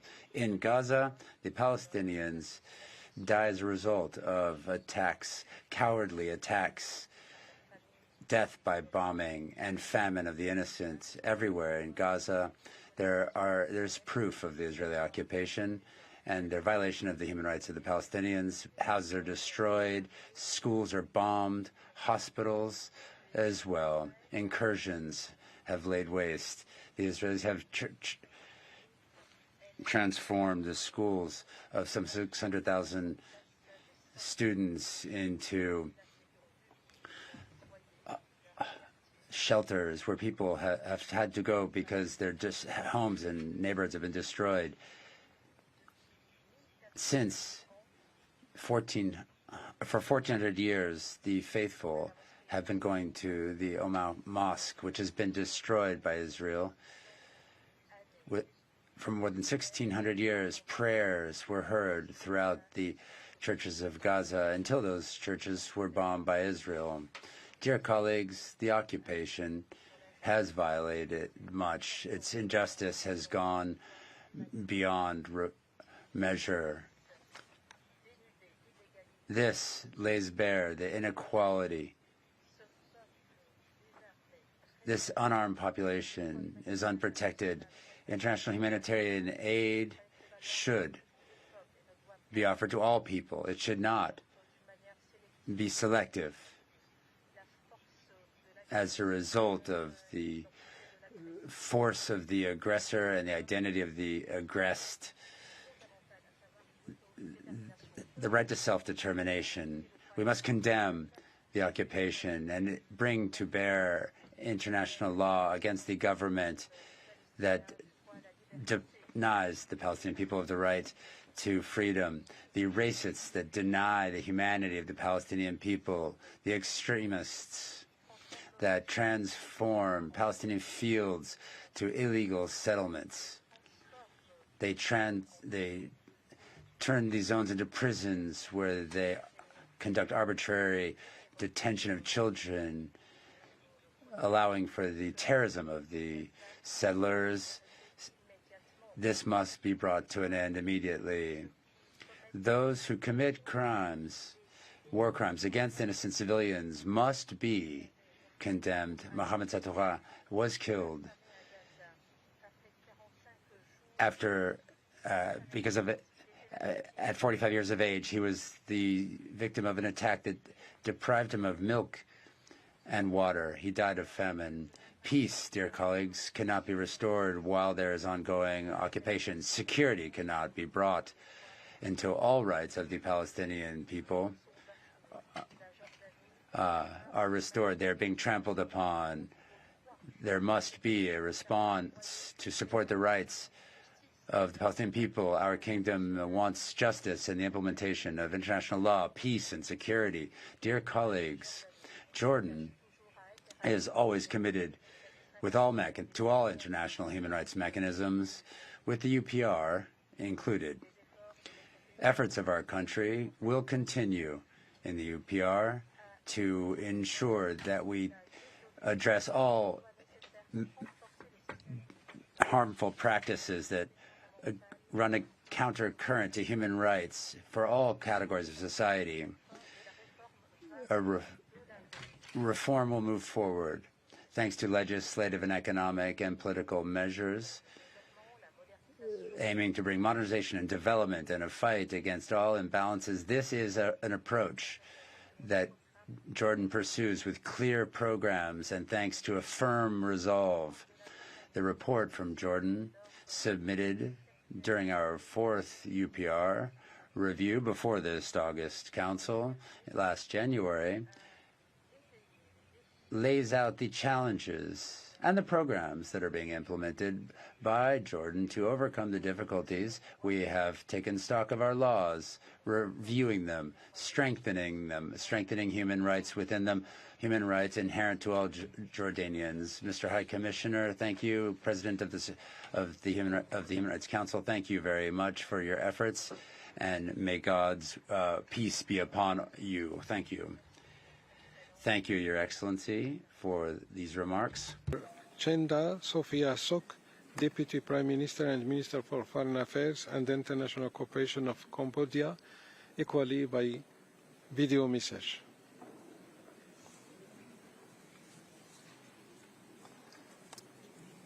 Mr. President, High Commissioner, Excellencies, ladies and gentlemen, over the decades, the escalation of global power rivalry and conflicts in many countries have left more than a quarter of the world population living in affected areas.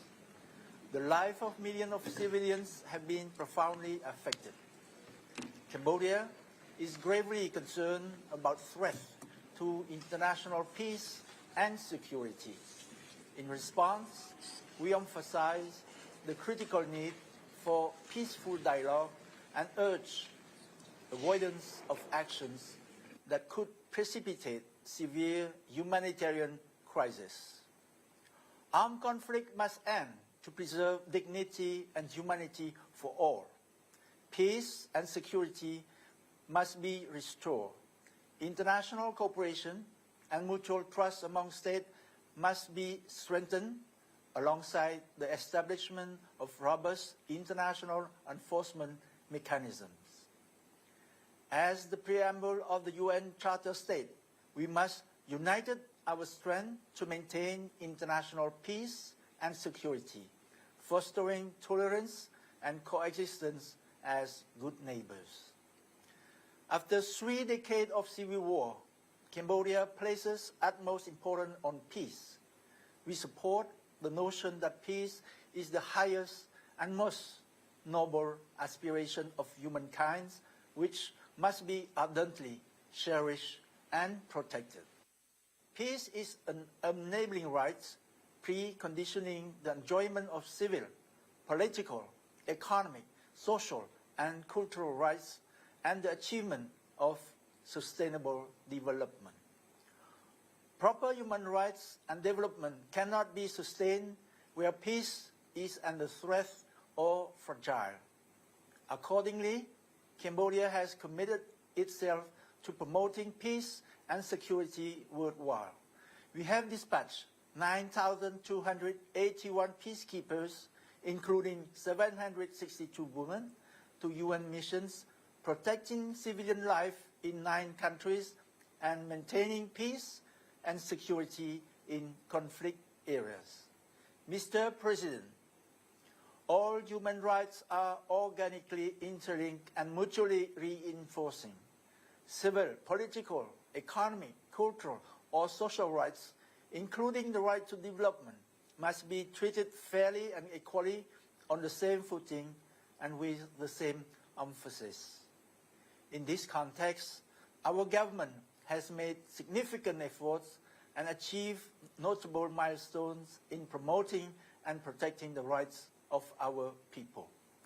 The civil political space has been strengthened and socio-economic rights have been invigorated. Furthermore, the new cabinet, formed last year, is implementing the first phase of its pentagonal strategy focusing on growth, employment, equity, efficiency, and sustainability. With enduring peace and stability, Cambodia's annual growth averaged 7% between 2005 and 2019. Poverty was reduced from 50% to 9% over the same period. Consequently, Cambodia transitioned from low income to lower middle income status. We are encouraged by a national review showing that most of the 17 SDG, along with our 18 goal of mine clearance, are on track despite global economic uncertainties. To reduce poverty, vulnerability, and inequality while boosting human development and economic growth, Cambodia has implemented wide-ranging social assistance schemes. These include a national social assistance fund that strengthens protection in response to emergencies. In July last year, Cambodia held general election. 18 political parties participated and more than 8.2 million people cast their ballots. The turnout of almost 85% was the highest since the UN supervised election in 1993, a clear indication of our people's growing political maturity and enthusiasm for exercising their democratic rights. Thousands of observers, including 333 foreign observers from 65 countries, widely assessed the election as free, fair, credible, and just. The upcoming Senate election this month are expected to further reflect the general will of the people. Mr. President, democracy is a shared value, achieved through learning, building, and strengthening gradually, taking national characteristics and context into account. Similarly, human rights are universal values for all humanity. As Secretary General Guterres has stressed, human rights must never be a vehicle for double standards or a means to pursue hidden agendas. Regrettably, some countries have misinterpreted our application of laws designed to protect law-abiding citizens as clamp down on freedom.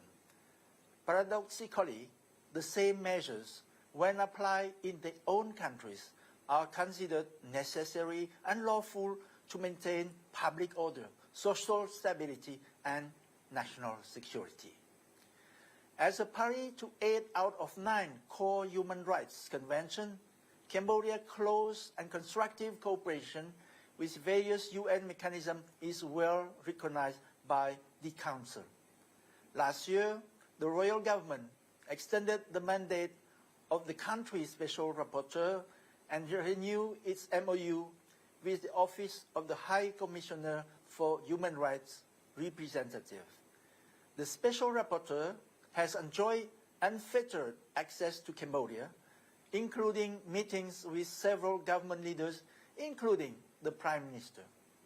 This year, Cambodia is scheduled to engage in constructive dialogues under the fourth cycle of the Universal Periodic Review and with the Committee on Enforced Disappearances. Mr. President, our engagement with the international community and all human rights mechanisms is a two-way process. The agenda must be approached through a genuine dialogue-based method, emphasizing non-confrontation, non-politicization, and non-selectivity. Assessment should be fair, balanced, and objective, fully observing the code of conduct. Preconceived prejudice, prejudgment, or bias will only lead to a loss of credibility and erosion of mutual trust and cooperation.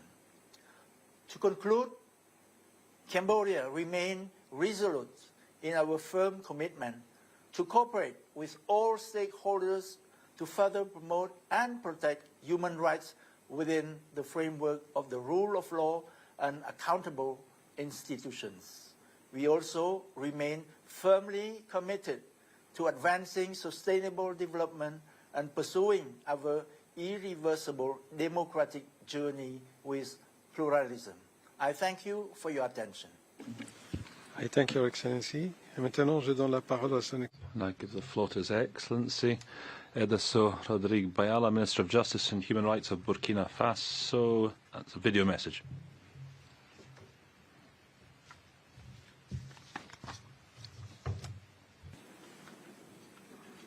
Monsieur le Président du Conseil, President of the Human Rights Council, High Commissioner of Human Rights, ladies and gentlemen, heads of delegation, Excellencies, ladies and gentlemen, it is my honour to address you during the high-level segment of the 55th session of the Human Rights Council on behalf of my country, Burkina Faso. I extend my congratulations to His Excellency, Mr. Omar Znimer, PR of Morocco, to UNOG for his outstanding election as President of the Council in 2024. Wishing you every success in discharging your mandate, my delegation would assure you of its willingness to fully cooperate with the Council. Allow me also to welcome in particular the good cooperation between Burkina Faso and OHCHR through its country office in Burkina. Sir, Burkina notes with satisfaction progress made in promoting and protecting human rights throughout the world. However, the quality of sound, unfortunately, of the video is not sufficient to be able to properly interpret. Apologies. La situation sécuritaire, marquée par la récurrence des attaques terroristes, particulièrement dans le Sahel, demeure une préoccupation majeure pour le Burkina Faso. Ces attaques terroristes contre les populations civiles, les forces armées nationales, les forces de sécurité intérieure ainsi que les volontaires pour la défense de la patrie constituent des atteintes aux droits humains et occasionnent une crise humanitaire sans précédent. Face à ces constats, le Burkina Faso a opéré des réformes majeures lui permettant de concilier les impératifs de lutte contre le terrorisme avec ses obligations en matière de promotion et de protection des droits humains. Au nombre de ces mesures, il convient de relever l'adoption du décret portant mobilisation générale et mise en garde, adopté après un avis favorable du Conseil constitutionnel.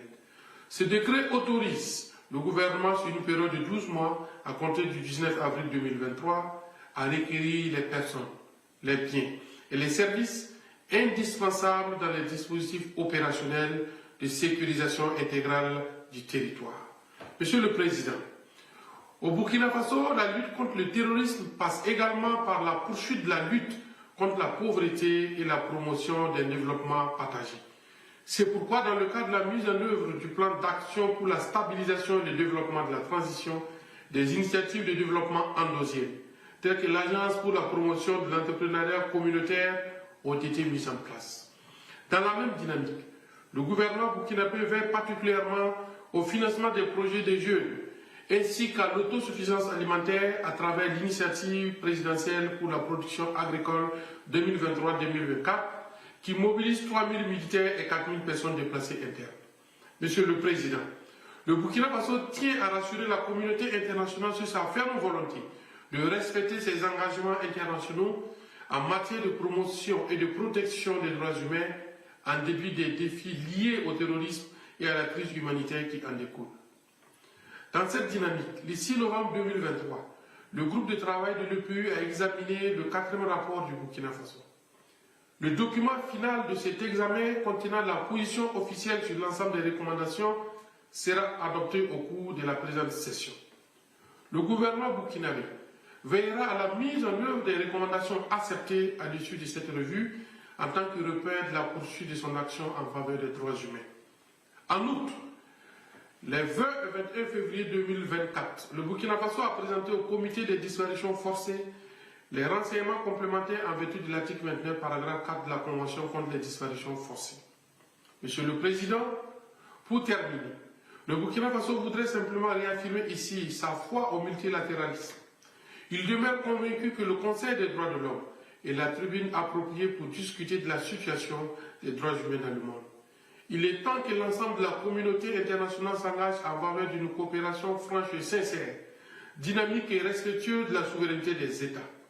C'est seulement à ce prix que nous parviendrons tous à garantir l'effectivité des droits humains et le développement durable à toutes les nations. Je vous remercie. Je remercie votre Excellence. I thank Your Excellency. His Excellency Mrs. Elina Valtonen, Minister for Foreign Affairs of Finland. Your Excellency, you have the floor.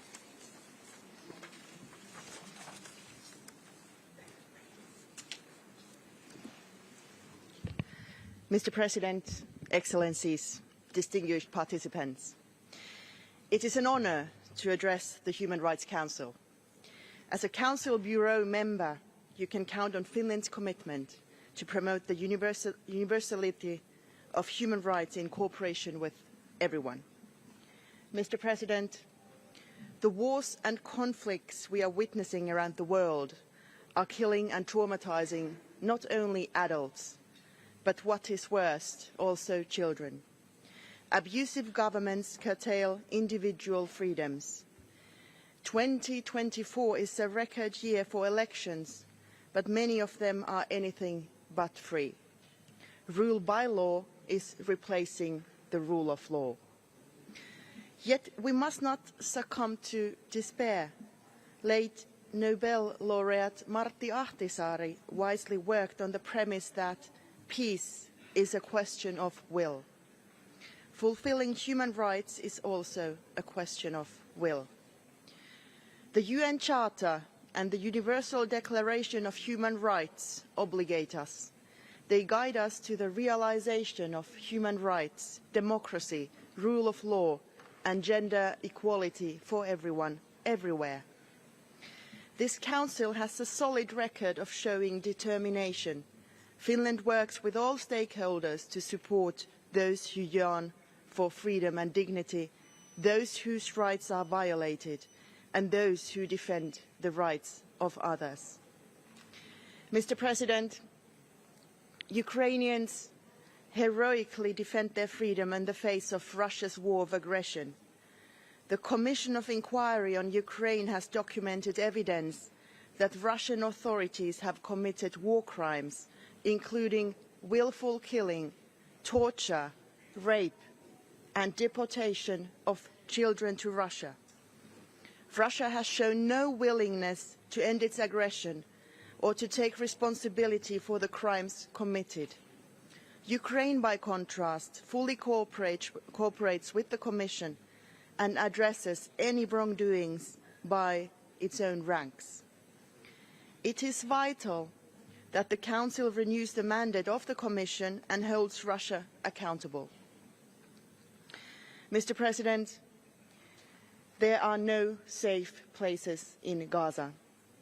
The suffering of civilians is unbearable. They need life-saving aid now. This conflict severely traumatizes an entire generation of children. We plead Israel not to take military action in Rafah. The findings of the recent report by the UN Human Rights Office are deeply concerning. Nothing justifies the brutal terrorist attacks by Hamas against civilians. Hamas must release all remaining hostages immediately and without conditions. For the sake of civilians in Gaza, I strongly support the call of the High Commissioner that Israel must comply with the legally binding orders issued by the International Court of Justice and with the full span of international humanitarian law. I hope this Council will engage all stakeholders to support efforts for an immediate humanitarian ceasefire, address violations by all parties and forge a two-state solution to the Israeli-Palestinian conflict. Mr. President, in addition to Russia's war of aggression in Ukraine, we are deeply concerned about the grim situation in Russia. Russian authorities have systematically stripped people of their fundamental rights, including free expression and peaceful assembly. They are also responsible for the recent death of Alexei Navalny, who sacrificed his life in arbitrary imprisonment for democracy. While there are no free and fair elections in sight, we must not forget about the numerous other political prisoners in Russia and its accomplice, Belarus. Finland will continue to call for the respect for human rights globally, including in Sudan, Yemen, Afghanistan, Iran, Myanmar and Nicaragua. We call on China to enter into dialogue with the international community on human rights in China. We have followed with concern how the repressive action by authorities in China and security laws in Hong Kong have further limited the civic space. The situation of ethnic and religious communities, including the Muslim Uyghurs, continues to require our attention. Mr. President, the resilience of human rights defenders worldwide is admirable. They speak for justice and gender equality, for equal rights of all LGBTIQ+ persons and against racism. They also fight against anti-Semitism and anti-Muslim hatred. The Council should embrace them as companions in building democratic and flourishing societies. Their work and that of the UN High Commissioner for Human Rights give us hope for a better future. Where there is a will, there is a way. Thank you so much. I thank Your Excellency for your declaration. And now I give the floor to His Excellency Mr. Bui Tan Son, Minister for Foreign Affairs of Vietnam.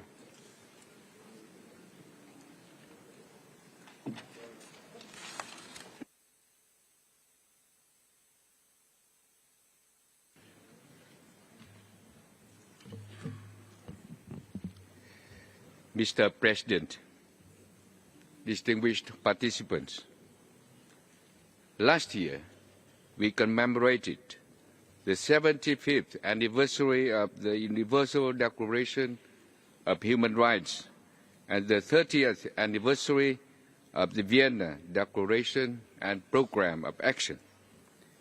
Yet humanity faced multiple increasingly complex challenges from strategic competition, armed conflicts, climate change, energy food insecurity, and social inequalities. Last year alone, more than 170,000 lives were lost to conflicts. Between 2020 and 2023, 165 million people fell into poverty. At present, nearly 300 million people need humanitarian assistance and protection. In this generally gloomy picture, we still can see some bright spots. There are also many success stories. Southeast Asia remains a region of peace and dynamic development. Despite global headwinds, in 2023, Vietnam's economic growth reached over 5%. Poverty rate was further reduced to 3%. Social security spending continues to be at high priority and has been maintained at nearly 3% of GDP for many years. In 2023, Vietnam continued to export over 8 million tons of rice, helping ensure food security and the right to food for millions in different regions of the world. What we have learned over the years is that human rights of our people can be best served when there are peace, stability, and respect for international law, and where the state puts people at the center of all of its policies to ensure inclusive and sustainable development. This is also true at the global level to promote the enjoyment of all human rights for all. The Human Rights Council should be a part of this larger process. It should focus on priorities that matter the most to the people, such as full enjoyment of economic, social, and cultural rights, including the right to development, the protection of vulnerable groups. It should call on states to exercise mutual respect and understanding, to promote tolerance, inclusion, unity, and respect for diversity, and to pursue dialogue and cooperation in ensuring all human rights for all as prescribed by Resolution 52/19.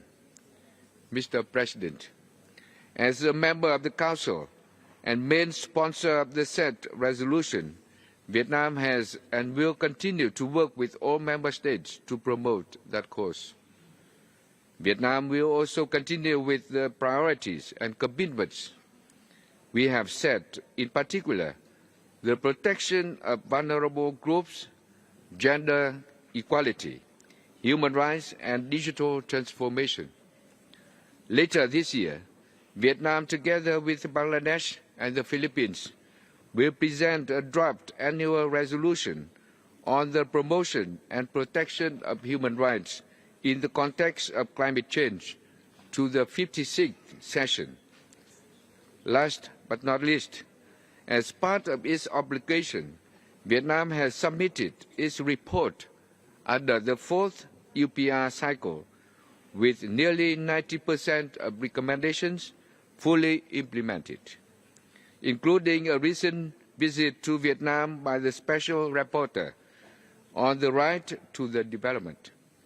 We look forward to the constructive engagement of states and all relevant stakeholders in this review. Given our strong commitment to promoting and protecting human rights, to furthering the work of the Council, Vietnam has decided to put forward its candidacy for the term 2026-2028. Let me conclude, Mr. President, by reiterating our determination to contribute to global peace, development, and all human rights for all. Thank you for your attention. I thank Your Excellency for your declaration. Je donne maintenant la parole à son Excellency. Give the floor now to His Excellency, Mr. Lejeune Mbella, Minister of Foreign Affairs of Cameroon. Mr. Minister, you have the floor.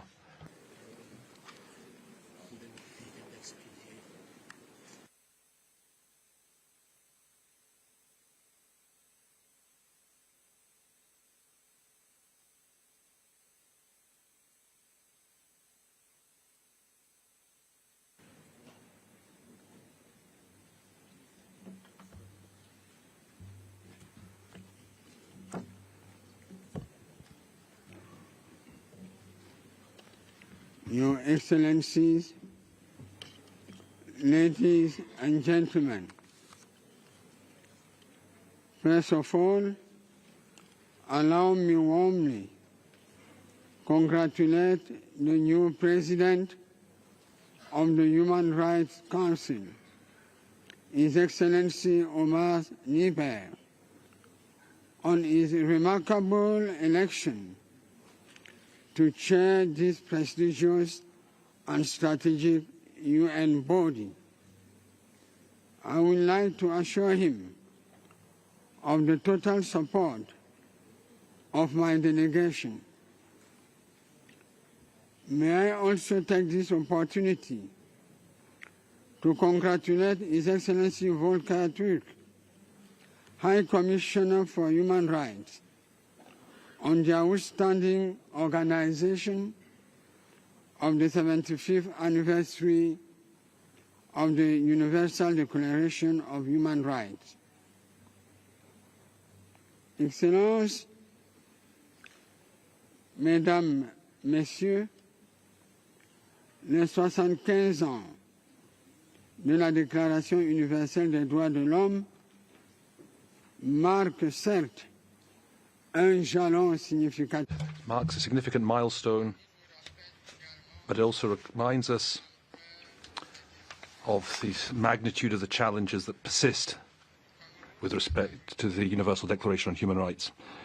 Cameroon is committed, under the leadership of the head of state, His Excellency Paul Biya, to contribute, to work actively in the context of international dialogue, to find and implement concerted solutions to the complex challenges that our world faces. We reiterate, therefore, our commitment to democracy, the rule of law, and social inclusion. We firmly believe that socio-cultural diversity, both religious and linguistic, that characterize our nation constitute a richness, an asset that must be preserved and leveraged. It is consistent with the commitment of the head of state of Cameroon in the ongoing quest for lasting solutions to the socio-political crises in the regions of the northwest and southwest of Cameroon, to maintain a united, indivisible Cameroon, one rich in its diversity, one that is prosperous. It's an opportunity for us to reiterate our gratitude to all our bilateral and multilateral partners who support us in this endeavour to preserve and restore peace and national unity. Excellencies, ladies and gentlemen, as we have tirelessly reiterated from this same rostrum, Cameroon is committed to stepping up its efforts to meeting the ongoing challenges in promoting and protecting human rights.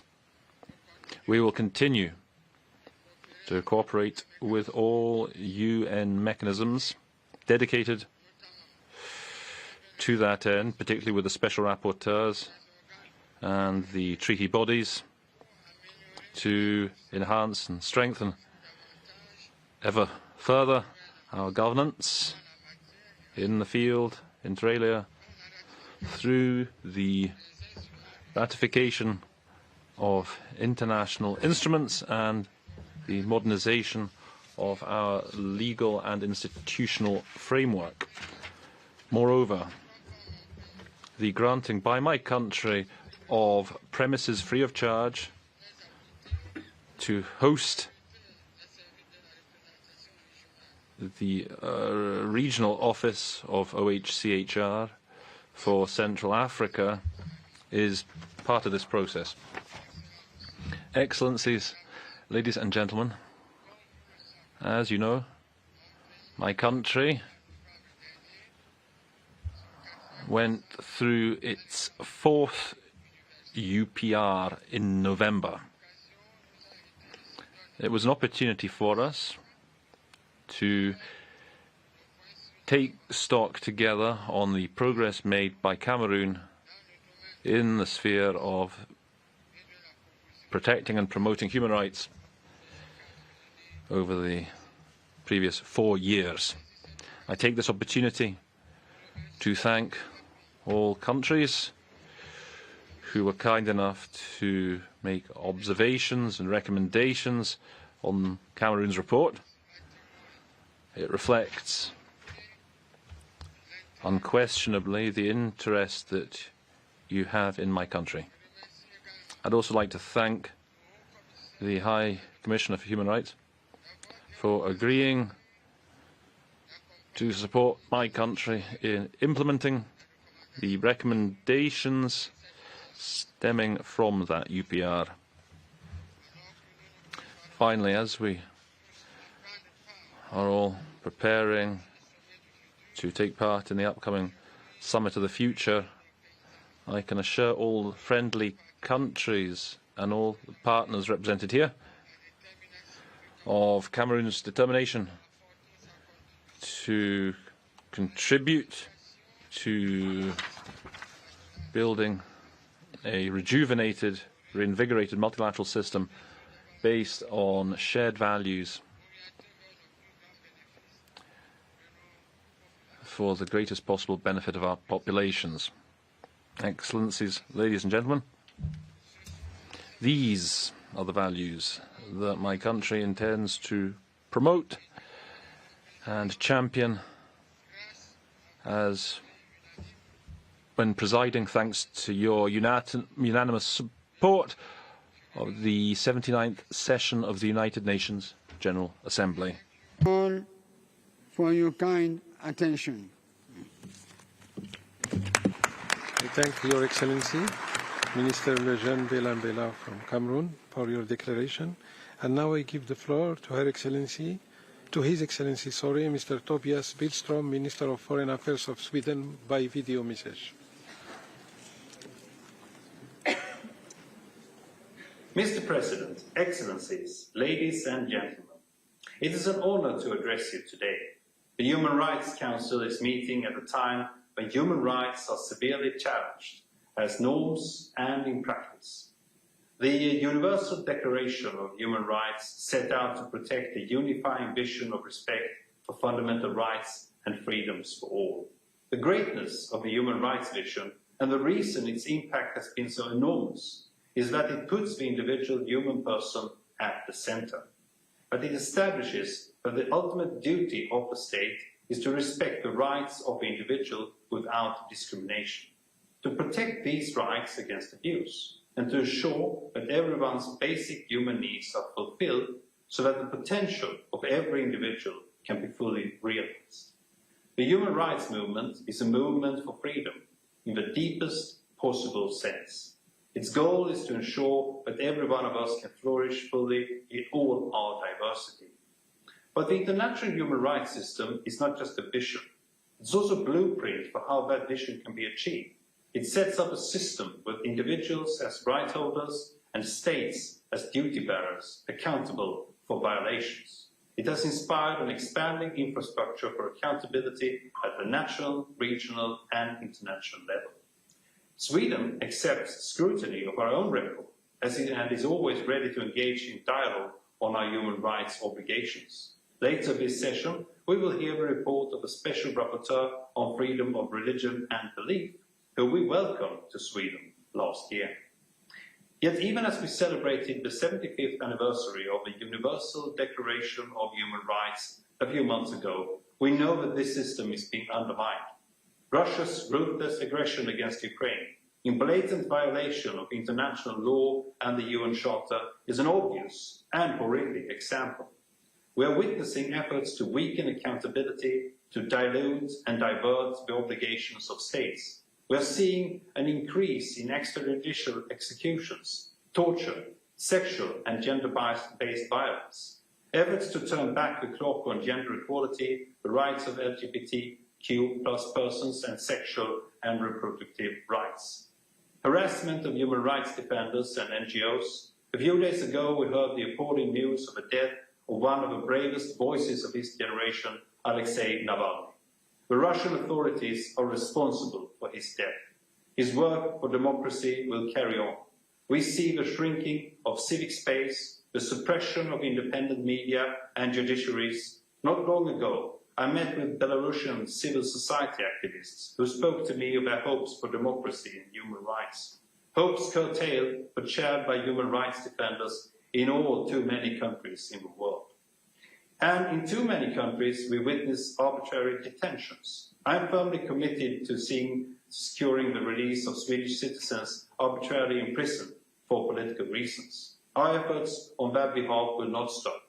And most alarming of all, we are witnessing more armed conflicts than at any time since 1945. This calls on us to respect human rights and international law in conflict.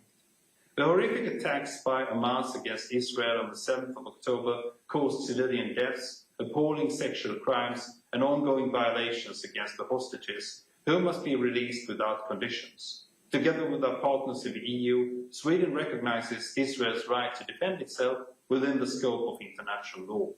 I have called from the start of this conflict for respect for international humanitarian law. We see an appalling civilian toll in Gaza, including on children.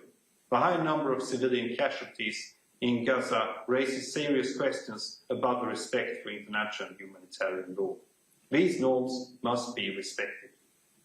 Mr. President, the international human rights system is one of humanity's greatest achievements, and it requires our sustained support in order to continue to function. It needs us to speak up in its defense when it is challenged. Sweden will continue to stand together with all our global partners who stand ready to tackle this challenge.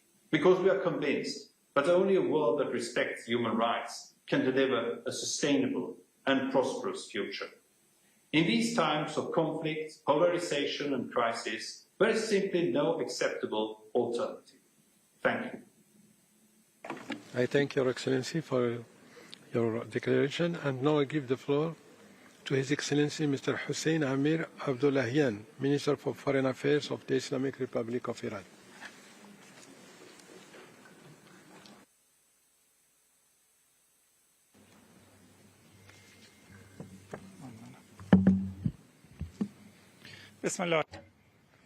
In the name of God, Mr. President, ladies and gentlemen, I'm really pleased to share with you, Excellencies, some points about human rights and their importance. And this very high-level meeting of the Human Rights Council meeting on behalf of the Islamic Republic of Iran now,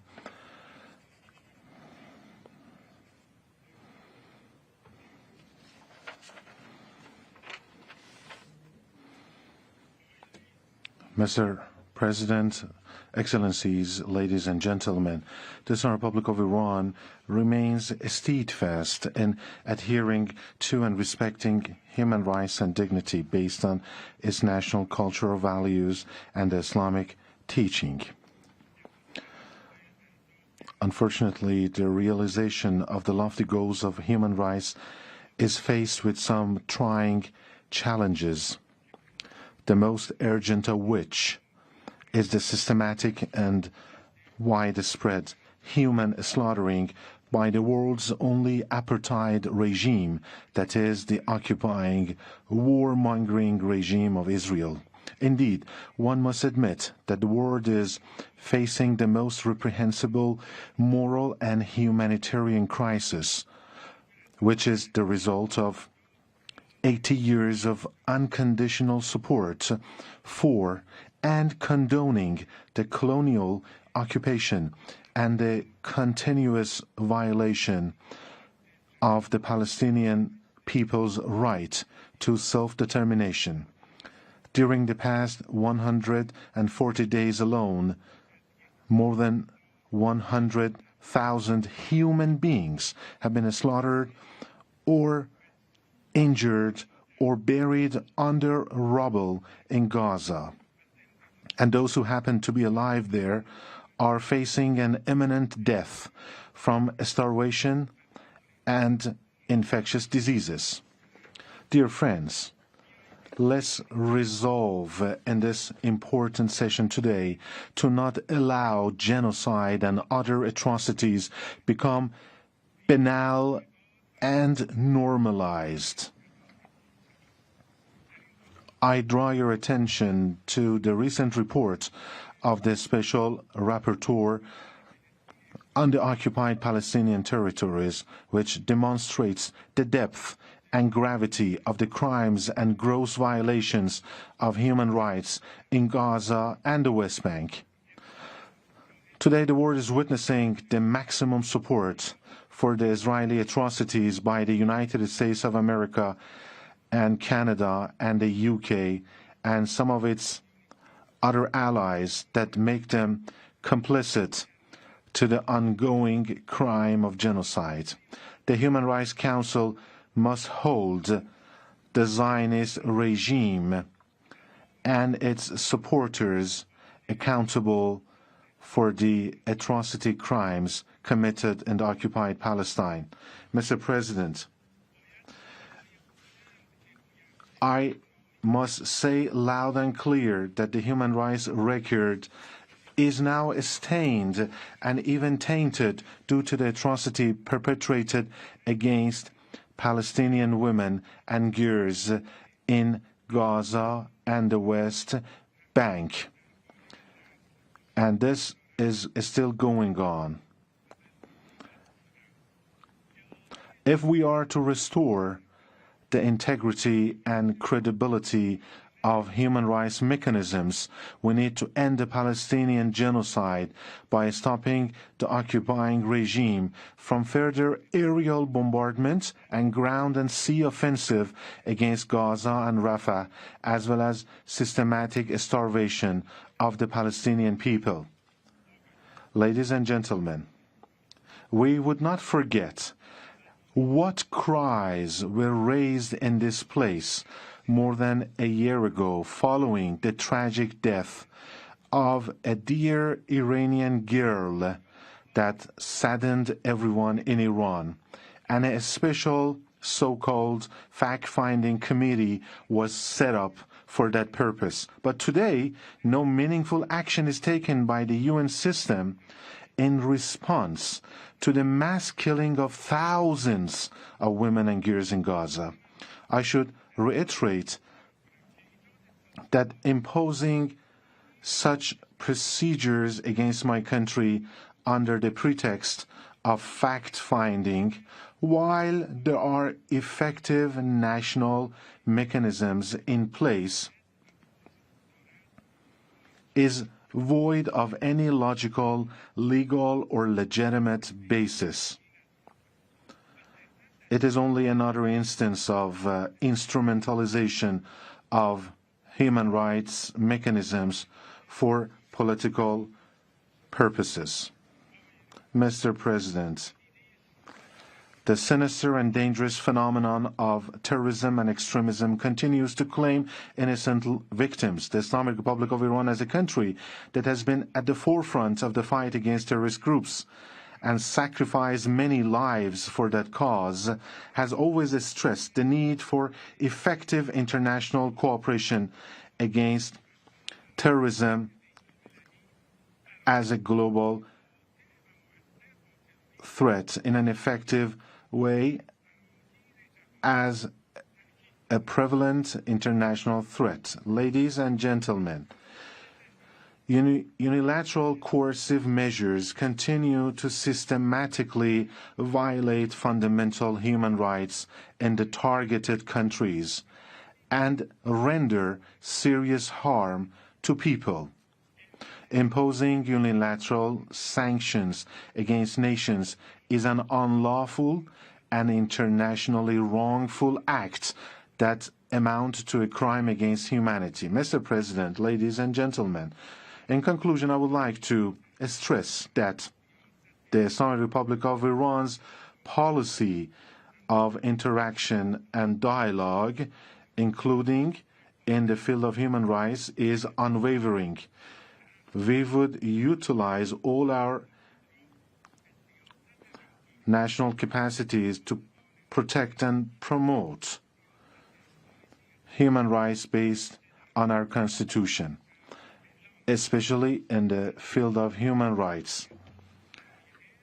And we would utilize all our national capacities to protect and promote human rights based on our Constitution, as well as our international legal obligations and Islamic and religious teachings, and we will spare no efforts in this regard. Thank you for your attention.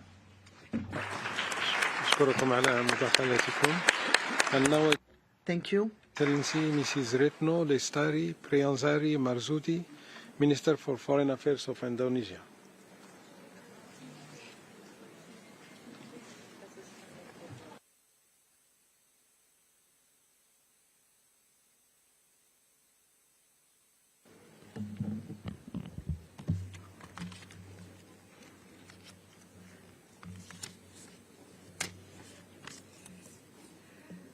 Bismillahirrahmanirrahim. Mr. President, I just finished visiting The Hague, where I delivered Indonesia oral statement at the advisory opinion hearing in the ICJ. People in Gaza continue to suffer because of the double standard, especially in the context of human rights. Today marks the 143rd day of Israel onslaught in Gaza and of the United Nations failure to do what it is designed to do. For the third time, yet another Security Council resolution on Gaza was vetoed. The Human Rights Council should do what it is designed to do, to address the gross violation of human rights, including in Gaza, including in Palestine. Colleagues, maybe I missed it. I didn't hear any single word on Gaza by the High Commissioner of Human Rights during his statement at the opening session. Maybe I just missed it. All of us, the global community, has to stand firm for this cause. Human rights must also be at the center of the Palestinian solution. The Council must therefore lead transformative action through three approaches. First, strengthen ecosystem for human rights. This is our collective responsibility to do so. On Indonesia's part, during its chairmanship, ASEAN pledged to enhance human rights cooperation through the Leaders' Declaration on ASEAN Human Rights Dialogue. Promoting inclusive societies and nation building is very important, including in Afghanistan through the promotion of women and girls' right to education. We must invest in human rights. The Office of the High Commissioner for Human Rights and crucial mechanisms like the Commission of Inquiry on the OPT must be adequately funded. We must continue to support this Council to provide technical assistance and capacity building in strengthening national capacities. Second, intensify our effort to address humanitarian crises. Wars and conflict have triggered a massive displacement crisis. This call for the international cooperation and solidarity and fulfillment of the obligation outlined in the Refugee Convention. Moreover, humanitarian mechanisms must be strengthened and not be politicized. We cannot remain silent on the suspension of funding to UNRWA while funds to support war crimes in Gaza continue unabated. We cannot also lose sight of those who are impacted by economic downturns and climate change. We need more investment to ensure social safety nets and mitigation projects. Third, human rights must be protected and promoted on equal footing. This includes the need to respect right to development of every nation, to guarantee the well-being of the people, and enable the achievement of sustainable development goals. Collaboration should be aimed at safeguarding the right of persons in vulnerable situations, in particular women and girls, and also persons with disabilities and migrants. Mr. President, rest assured, as a member of the Human Rights Council, Indonesia will place this concern at the forefront of our priorities. And to conclude, let us recommit ourselves to a world where justice, is not selective, and human rights are upheld for all. Human rights are upheld for all. I thank you very much. I thank Your Excellency for your declaration. And now give the floor to His Excellency Mr. Luis Gilberto Murillo Urrutia, Minister for Foreign Affairs of Colombia.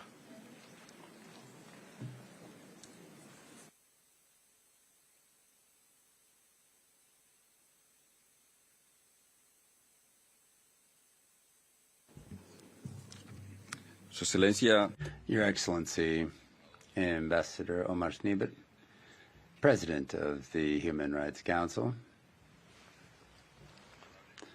honorable dignitaries, ministers, members of the Human Rights Council, representatives of civil society, those present, esteemed guests. Colombia has the objective of becoming a power of life.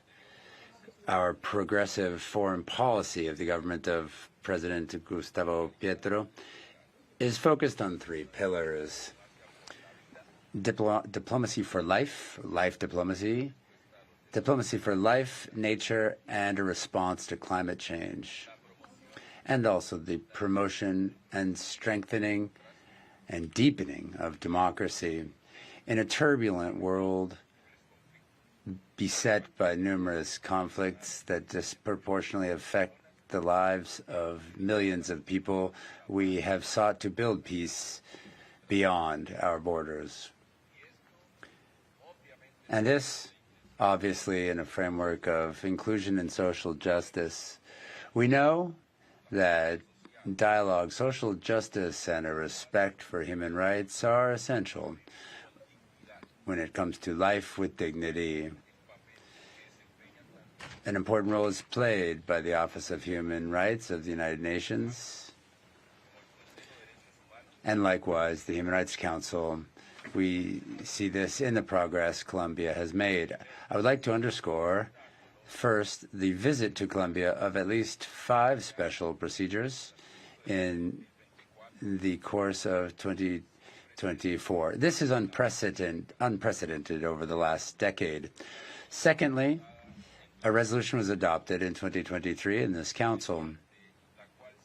Through this, we see a strengthening of technical assistance and cooperation for the implementation of our peace accords. These were signed in our country in 2017. And third, there is also the mandate of the expert Antonio Guterres when it comes to detecting and the obstacles for the comprehensive implementation of the peace accords. We very much hope for these results. We await them with particular attention. We have targeted our actions along 4 cross-cutting pillars in the human rights agenda. First, the development of a strengthened peace agenda, decided leadership in a global drug policy, and an agenda aimed at preserving biodiversity while paying attention to climate change. This is ratified with our decision to become the headquarters, or rather host, for the COP16 of the Convention on Biodiversity and Biological Diversity. We await you in the city of Cali, Colombia. Each and every one of you are cordially invited. And lastly, cooperation efforts and development efforts for the creation and fostering of capacities throughout our territories.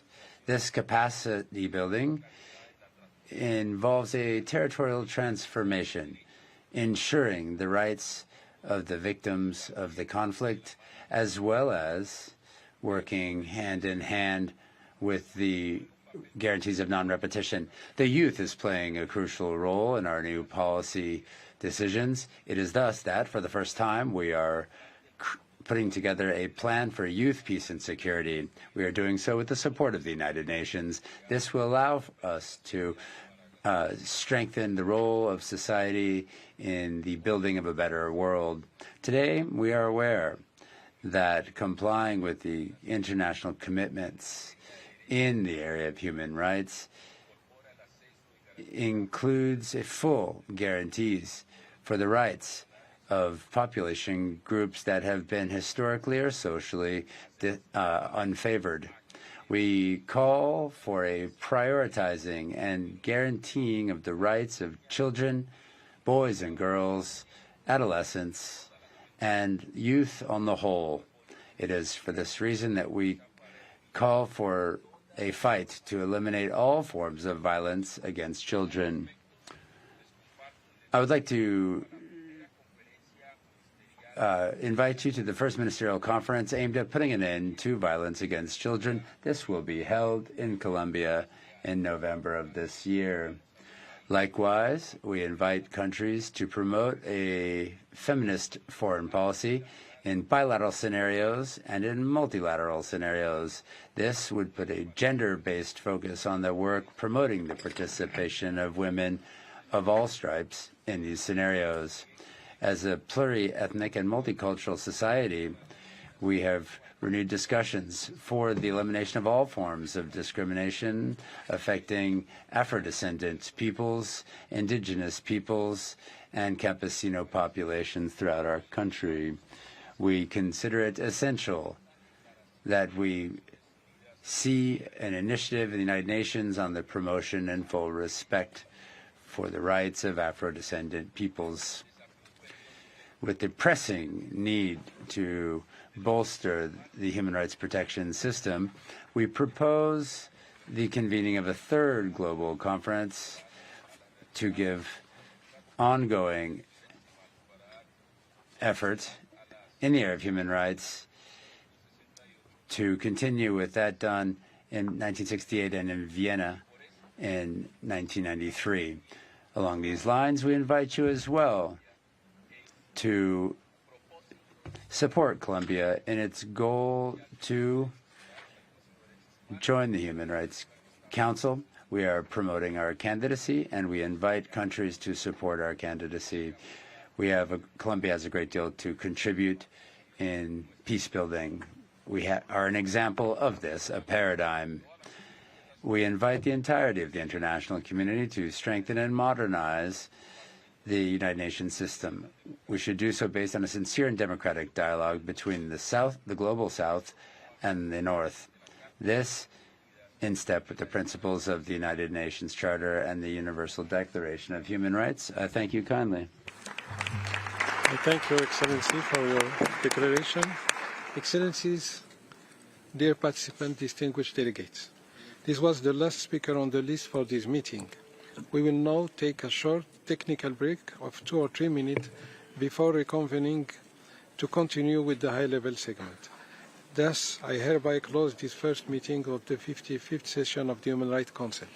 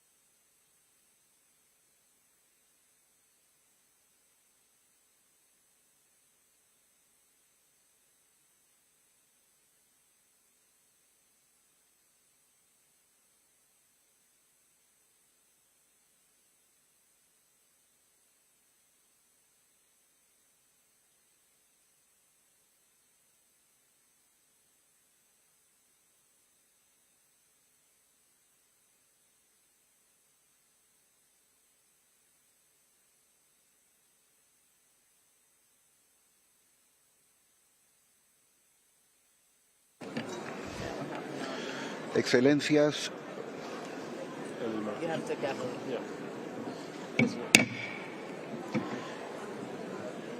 Excelencias. Excellencies, dear participants, distinguished delegates, I call to order the second session of the 55th session of the Human Rights Council.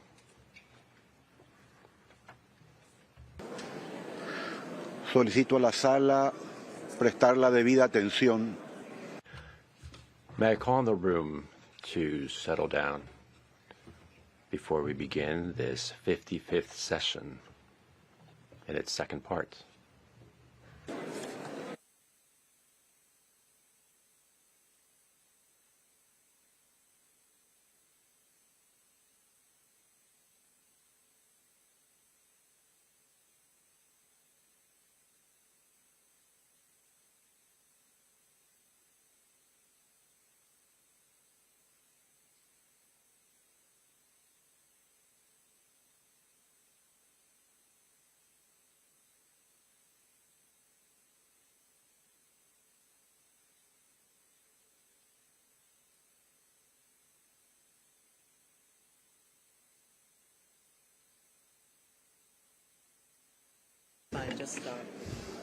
Excelencias, Excellencies, dear participants, I hereby declare open the second meeting of the 55th session of the Human Rights Council.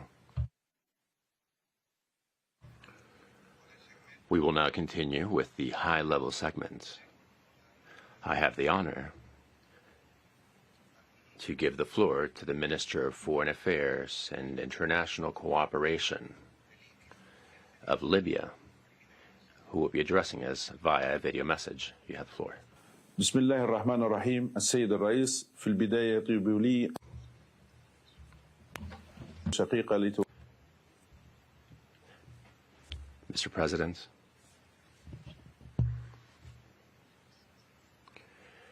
it is my honor to congratulate the Kingdom of Morocco for your accession to the Human Rights Council, as well as to the members of the Bureau. I would like to wish everyone a meeting full of success.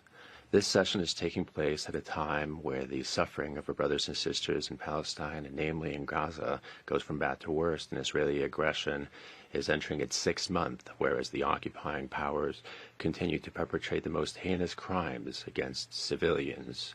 Now the toll reaches 30,000 deaths and 60,000 wounded, men and women and children among them, and the International Court of Justice, through the ordinance in June, has to take all necessary measures to spare civilians and provide humanitarian aid channeled towards the Gaza Strip. The occupying power pays no heed to the decisions of the international community and continues to act above the law. Though tragic events in Gaza should compel us all to promote and protect human rights within this council, to ensure that responsibilities will be shouldered to call for a ceasefire and to channel humanitarian aid towards Gaza, we should as well revitalize the accountability mechanisms for crimes of genocide and other violations of human rights and international humanitarian law in Palestinian territory. The heads of the Council take deterrent measures in unprecedented circumstances, which will, without a doubt, have an aftermath and the work of the human rights, the international human rights architecture. Sir, my country reiterates its commitment to human rights and to the protection of the fundamental freedoms. In spite of the challenges imposed by a transition period and the current political situation, will result to meet the needs of the Libyan people and to allow them to elect their legislative and executive leaders through presidential and parliamentary elections, to put an end to a transition phase that has lasted far too long. Against this backdrop, we have provided a positive continuation to the initiatives of the representative of the United Nations for Libya, Mr. Batili. On economic, social, and rights, the National Unity Government works to improve the economic setting and to step up the pace of developing by launching projects that had been in an impasse for over a decade. The government has increased the wages of civil servants in the public sector by adopting a unified standard of wages, as well as improving health service provision, Social Security, and healthcare. Sir, my country reiterates its support to the activities of the Council and to its mechanisms as regards the measures to set up institutions, that is the institution building package. And we call on the Council to distance itself from political strong-arms so as to remain a cooperation and participation-based platform while respecting the specificities of states' national legislations. And we support the Council and its efforts in providing technical assistance and building states' capacities in the area of human rights. In this context, we cooperate with the Office of the High Commissioner under Resolution 52/41 of the Council. We are resolved to solidify this type of cooperation, which has given rise to the organization of platforms and informational sessions to authorities, civil servants at the national level.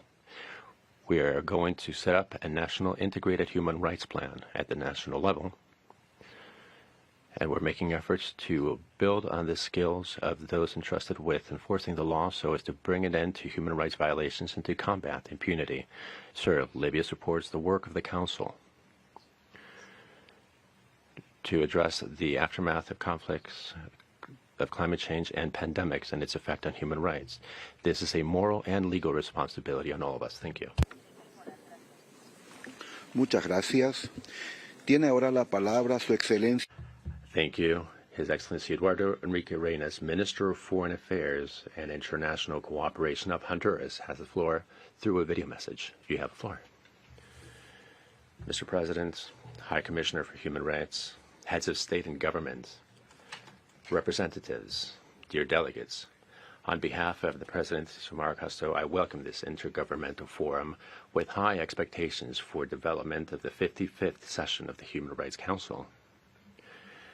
In light of the daunting challenges that the world is currently facing in the area of human rights, Honduras, much like many countries, continues to face a whole array of structural challenges that find their origin in a model that actually promotes their development.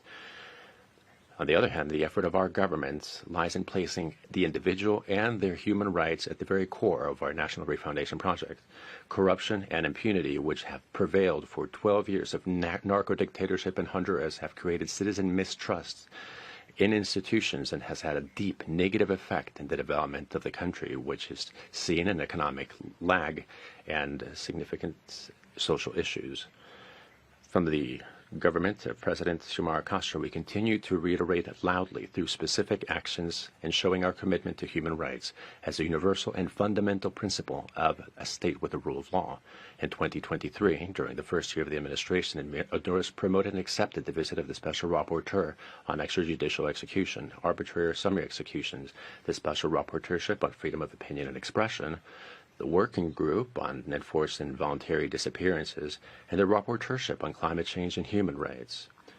Currently, we have an open invitation for special procedures in the spirit of having close collaboration on all areas of interest to the Council and other international human rights bodies. Furthermore, we have promoted, with the support of the United Nations Secretariat, a strong policy to combat corruption in order to set up an autonomous, independent, and impartial mechanism that would meet the needs of the CICIM, the Committee Against Corruption in Honduras. This has been supported by a mandate of the General Assembly of the United Nations at its 78th session. In this regard, I would like to take this opportunity to appeal to the international community, asking to support Honduras' efforts in the area of investigation, combating, and trying corruption in public and private networks, which have led to serious harm in Honduras. Likewise, last year, our government took the initiative presenting before this Council a resolution entitled Penitentiary System, Security and Justice, Strengthening Technical Cooperation and Capacity Building to Protect Human Rights in Honduras. Fully aware of the need to strengthen joint work with the Office of the High Commissioner and with the view to protect the most vulnerable among us, including women and children, indigenous peoples and people of African descent, the LGBTI community, as well as human rights defenders, environmental defenders, and land rights defenders, and above all, to face the penitentiary system, but to do so with a human rights perspective. All the while, we have significantly improved the institutional response to mixed migration flows. Honduras is a country of origin and transit. We have implemented national measures, and we have regional cooperation in order to promote regional migration through temporary working visas, so as to grant migration amnesty at the behest of President Xiomara Castro, which will be used for over 600,000 migrants that went through national territory. Likewise, we approved the prevention, care, and protection of internally displaced persons. All of the aforementioned matches a comprehensive view of migration as a human right, providing respect and dignity to migrants. Additionally, we have adopted effective measures to fulfill international obligations that Honduras has as regards meeting the rulings of the Inter-American Human Rights Courts in cases with Garifuna people and the crimes that took place during the 2009 coup d'etat, among others. Our government is pushing for the most innovative and bold structural reforms with the promise of following the guidelines established by the Sustainable Development Goals, which are shown in the 2030 Agenda. We express our concern over the difficult situation that we are experiencing through the conflict in the Gaza Strip. We reiterate our call for an immediate ceasefire, the respect of international law, including international humanitarian law, including free and expedited access of populations, particularly Palestinians, the peaceful coexistence of Palestinian and Israeli people, and the two-state solution given the humanitarian crisis which is unprecedented in the Gaza Strip. We reiterate the importance of strictly abiding by the provisional measures handed down recently by the International Court of Justice with the goal of preventing a genocide. These are challenging times for multilateralism and for humankind. This is a time to strengthen dialogue and to use it as the most effective tool to settle differences with a spirit of cooperation and mutual welfare, respecting our differences and our sovereignty. Honduras will continue to be willing to contribute in any and all efforts that strengthen the current governance mechanisms, including the Human Rights Council. Thank you. Muchas gracias. Thank you very much. Now I would like to give the floor to His Excellency Luigino Piloto, Vice Minister of Human Rights and Access to Justice of Peru, speaking through a video message. You have the floor, Vice Minister. Mr. President, members of the Human Rights Council, to you I would like to extend a warm welcome as Vice Minister of Human Rights and Access to Justice of the Republic of Peru. It is the highest honor to participate in this high-level segment in order to ratify Peru's strong commitment to the respect and protection of human rights as part of a social and international dialogue. In this regard, the state of Peru is fully cognizant of the challenges that loom in the current international and national context, which is why we believe that the constructive practices with international bodies is a good feedback route that strengthens the protection of human rights. It is for that reason that in January of last year, Peru participated in the UPR, the Universal Periodic Review. We accepted over 90% of the recommendations offered by this distinguished council. Likewise, in March, we participated in the dialogue with human rights committees and on the rights of persons with disabilities. Additionally, we have welcomed visits of the Inter-American Commission of Human Rights, the representative of the High Commissioner for Human Rights of the United Nations, and of the Special Rapporteur on the rights of freedom of peaceful assembly and association, all of which shows Peru's openness to collaboration and receiving feedback from the human rights protection system. We do understand the concerns voiced during the dialogue with the aforementioned mechanisms, which is why we have been working diligently in that regard. We would like to update you on some of the measures that we have taken to ensure the right of peaceful assembly and the right of non-discrimination, with a particular focus on people's deserving particular protection. In the area of social protest, we have strengthened the regulatory framework on the use of force by publishing instruments such as the guidelines to build on the capacities of police personnel and the use of force, with the view of constant ongoing improvement with a human rights approach, as well as the directive for the proper use of non-lethal or less lethal police means in police operations to control and restore public order. Also, we highlight the participation of the special prosecutors' teams for cases with victims during social protests, and a multi-sectoral commission to follow up on all activities aimed at addressing the needs of people that have been affected in social protests. In order to combat racial discrimination and to protect indigenous peoples, we drafted the Peru Without Racism strategy, and from the executive we presented a draft bill entitled The Promotion of Cultural Diversity for the Prevention, Eradication, and Punishment of Discrimination, ethnic and racial discrimination. Currently, we're also drafting a national policy of indigenous or native peoples. Also, in order to extend our efforts to combat violence against women, in 2023 we approved a rural multi-sectoral strategy and a rural healthcare center. With them, we try to address cases of violence against women through various movable platforms and through set centers. We want to highlight Peru's strong cooperation and willingness to engage in dialogue as a mechanism for social peace, which is why we have been implementing a strategy called Together for Peace and Governance. We have been coordinating the creation of a national prevention and social conflict management policy, as well as the national multi-sectoral decentralization policy. These instruments will strengthen the relationship of the Peruvian states with its citizens. Distinguished members, we understand that we still do have pending challenges, and yet everything that I have outlined thus far allows us to state clearly that among Peru's priorities, we find fulfilling its international obligations in the area of human rights. In order to build a society in which the entire population has access to the very same opportunities without discrimination. Thank you very much for your attention. Thank you. Now I would like to give the floor to Mr. Akim Steiner, Administrator of the United Nations Program of the United Nations Development Program. Video message. Distinguished President of the UN Human Rights Council, Mr. High Commissioner, dear Volker, Excellencies, ladies and gentlemen. At the outset, I would like to take this opportunity to congratulate His Excellency, Ambassador Omar Sniber, on his election as President of the UN Human Rights Council. It is a privilege to address the UN Human Rights Council, which convenes against the backdrop of an ever more profound global contradiction.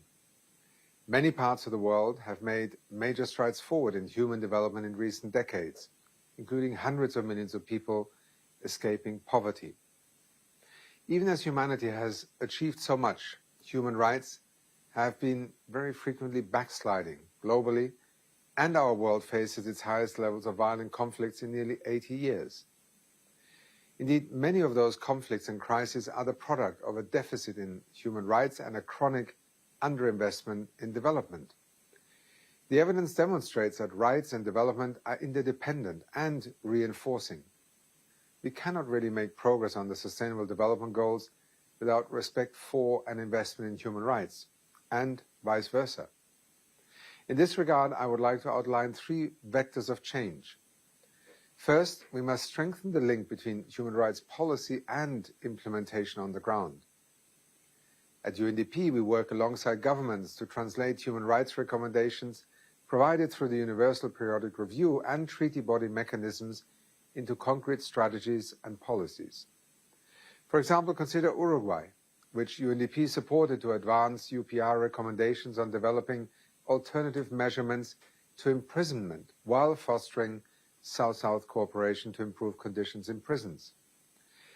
Or look to Ukraine, where UNDP has assisted its national human rights institution to develop a 5-year strategy to effectively address challenges arising from the war through the provision of vital support like legal assistance. Second, the entire international community must accept that climate change has now emerged as the greatest ever threat to human rights.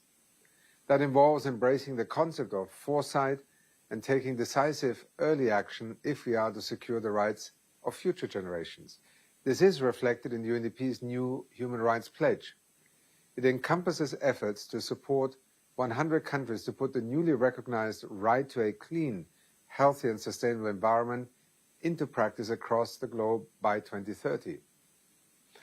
UNDP is also working alongside businesses to guide them in conducting due diligence to better protect the right to a healthy environment throughout their global value chains, and with judges and prosecutors and lawyers. In this vital field, UNDP is partnering with governments and companies in 38 countries at the moment to support the implementation of the UN Guiding Principles on Business and Human Rights. Finally, as the world works towards the Summit of the Future this year, we must ask, how do we foster a system that better values the rights of both people and planet? As part of this process, UNDP is advancing the thinking on going beyond GDP. This involves defining what matters to people, including their human rights, well-being, and agency, and combining it with a forward-looking lens that considers planetary pressures. This process will also consider how the normative framework of international human rights principles and standards can become a constituent part of the new metrics of progress. Distinguished President of the Human Rights Council, Excellencies, ladies and gentlemen, alongside key partners like the UN Human Rights Office, UNDP is helping to ensure that human rights remain the guiding principle through which we are able to advance sustainable development globally.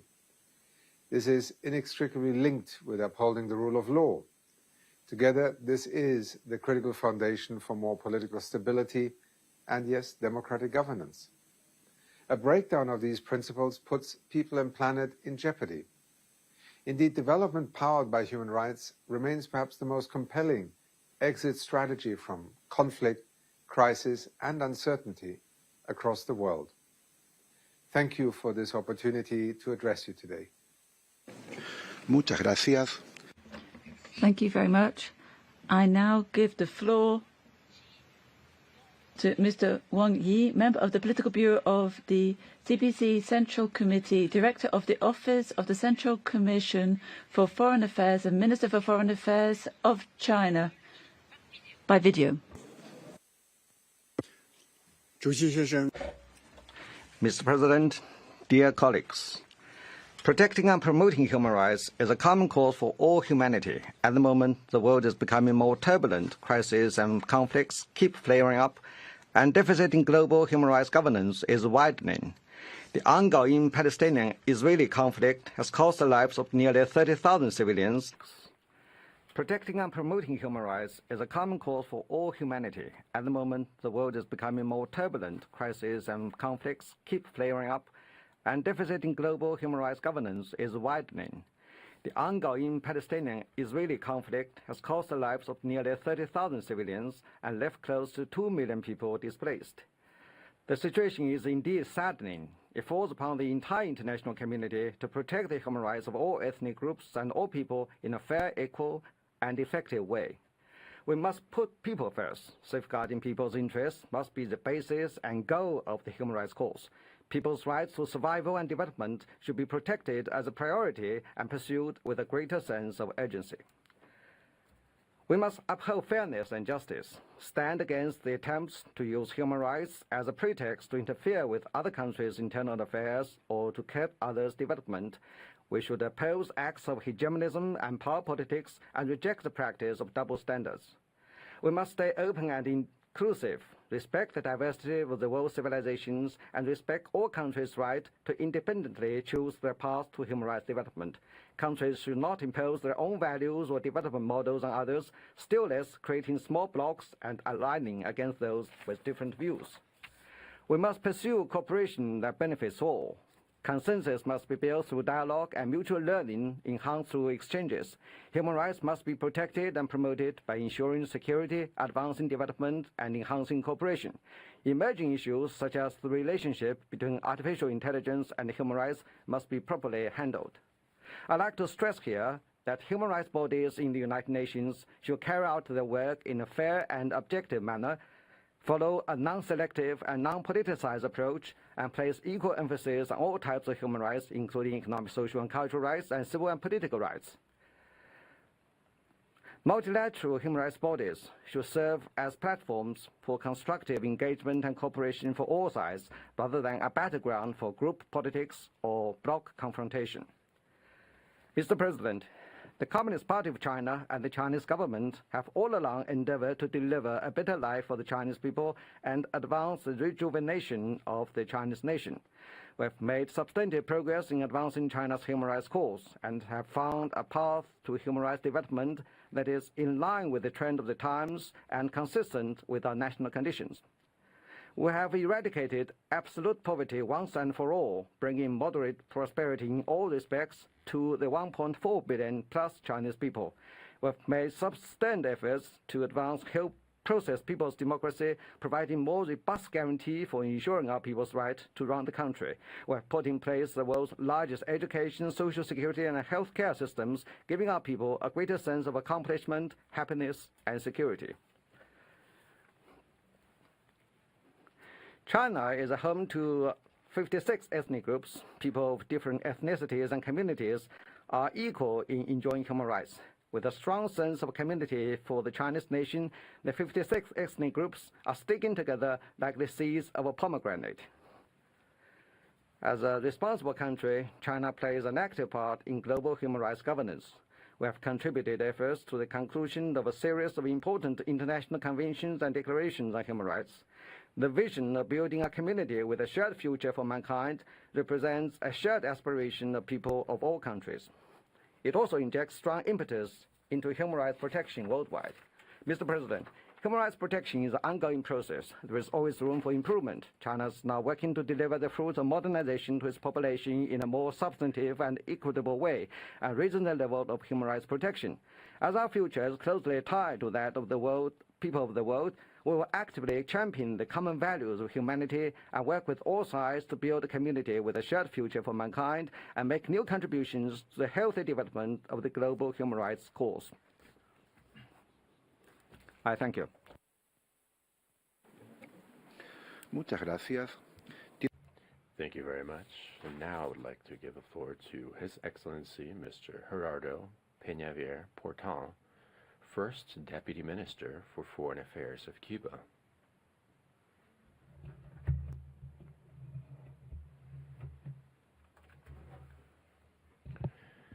Mr. President, while inequalities and the gap between a minority of developed nations and a majority of developing nations is strengthened, we see increasingly that there is a need for a fair, democratic, and equitable international order. The promotion and protection of human rights is a common ideal, one that we will only be able to attain through a true spirit of constructive dialogue and respect. And yet, as we commemorate the 75th year since the adoption of the Universal Declaration of Human Rights, and the 30th anniversary of the Vienna Declaration Program of Action, the landscape ahead is not an encouraging one. Though the creation of the Human Rights Council did address the need of replacing the Commission of Human Rights, which fell into disrepute, Western attempts to turn this body into an inquisitorial court can force it to go along the same path as its predecessor.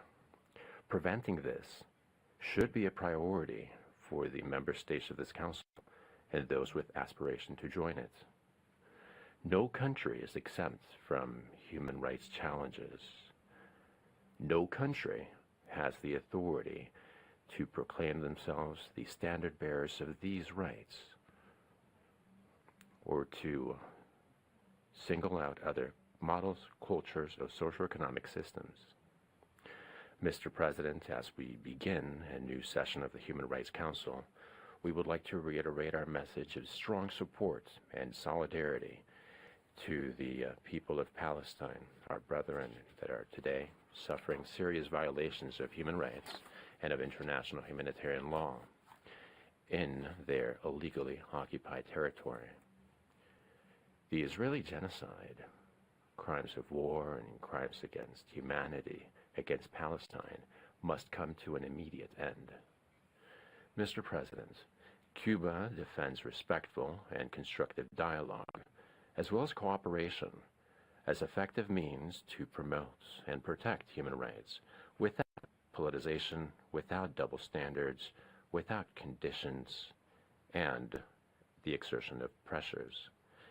Respecting the principles of universality, indivisibility, objectivity, and non-selectiveness is essential when addressing this priority matter. As proof of our unwavering commitment to human rights, Cuba, last November 5th, submitted itself for the 4th time to the Universal Periodic Review.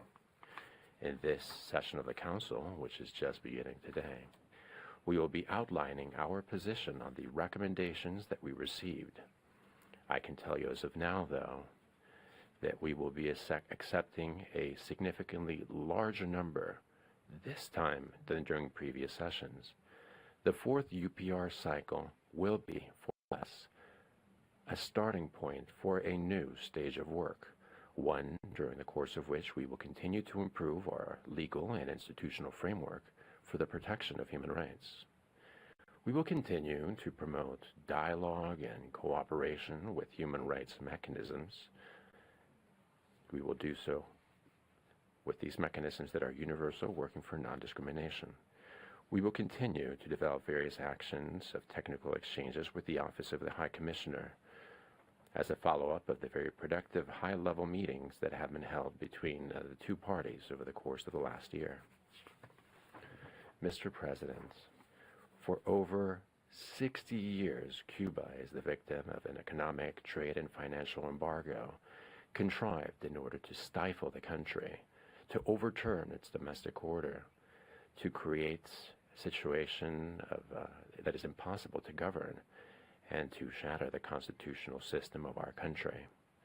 The embargo is nothing less than a massive, flagrant, and systematic violation of the human rights of our people. And to this, we must add Cuba's arbitrary inclusion in the spurious list of terrorism-sponsoring countries drafted unilaterally by the State Department, which also has a negative impact on human rights, not least the Cuban citizens' right to development. Mr. President, as a recently re-elected member, this Council can continue to rely on Cuba's constructive spirit and unwavering contribution to understanding and cooperation in the area of human rights.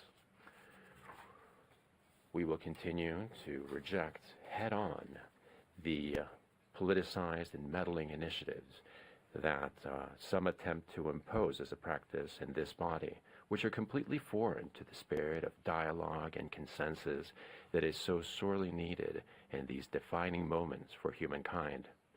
We shall continue to stand for a universal perspective, but one from the South, where we will defend the legitimate interests of developing countries. We reiterate our commitments for peace, multilateralism, and the full attainment of human rights for all. Thank you.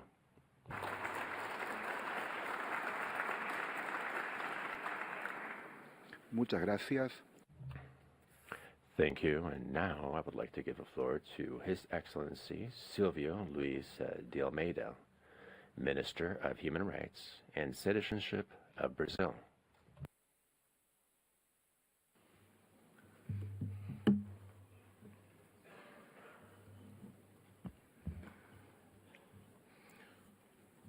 Senhor Marcelo Scapini. Mr. Marcelo Scapini, Vice President of the Human Rights Council, Permanent Representative of Brazil to the United Nations in Geneva, Ambassador Tovar Nunes, governmental and non-governmental representatives, friends. It is with great honor and with a sense of responsibility that I'm back here with the mission of inaugurating another mandate for Brazil on the Human Rights Council. On behalf of the Brazilian government and President Lula, I would like to thank for each of the 144 votes Brazil received, an unequivocal sign of the trust placed in my country. A year ago, at the beginning of my term as a Minister of Human Rights and Citizenship, I announced that Brazil was back in a new way and for a new time. The past year has challenged us daily to rebuild public policies and think of new approaches to respond to the needs of Brazil that we find more unequal and more divided. On the international stage, under the leadership of President Lula, we have revitalized our universalist vocation and repositioned Brazil in multilateral discussions and international disputes in the field of human rights. And our challenge, which I believe is also faced by other countries, is to bring the principles and norms of human rights closer to something that we can materialize in people's lives. That's why we need to advocate for the necessary convergence between the economic debate and the human rights agenda. Without profound economic transformations that include protections of workers, the expansion of social rights, and the inclusion of the poor in the budget, human rights will become empty rhetoric. On December 1st, 2023, Brazil took over the G20 presidency under the motto, Building a Just World and a Sustainable Planet. Brazil has chosen the following themes: social inclusion and the fight against poverty and hunger, 2, energy transition and the promotion of sustainable development in its economic, social, and environmental dimensions, and thirdly, reform of global governance institutions. And on this last point, I invite everyone to reflect together on the role played by this council. Here we have many of the challenges faced by humanity, and even if those who resist seeing part of this humanity as recipients of the same rights. And tragically, ladies and gentlemen, there are those who do not believe that these challenges we face are in fact common to all of us. Human rights cannot be subjected to the mercantile logic. We needed to reinvent the possibilities for cooperation, and that's the role of the main human rights body within the UN, using the Council as a moral subterfuge so that the richest countries can impose their military and economic power, will only deepen the crisis of multilateralism. And what I consider most worrying, will result in the discrediting of international institutions. Internally, we have reinforced the importance of social participation in the constructions of human rights policies. For example, persons with disabilities and their families encounter countless barriers to enjoy full citizenship. That's why we launched the new National Plan for the Rights of Persons with Disabilities, which we call New Living Without Limits. We have also launched a plan who was visible streets to give visibility to the homeless. And we are also working on the construction of a new national plan for the elderly, which caters for this group in its all diversity and will support the drafting of an international convention on the subject. A new national policy on the rights of the child and adolescents, which will guide government's initiatives for the next 10 years.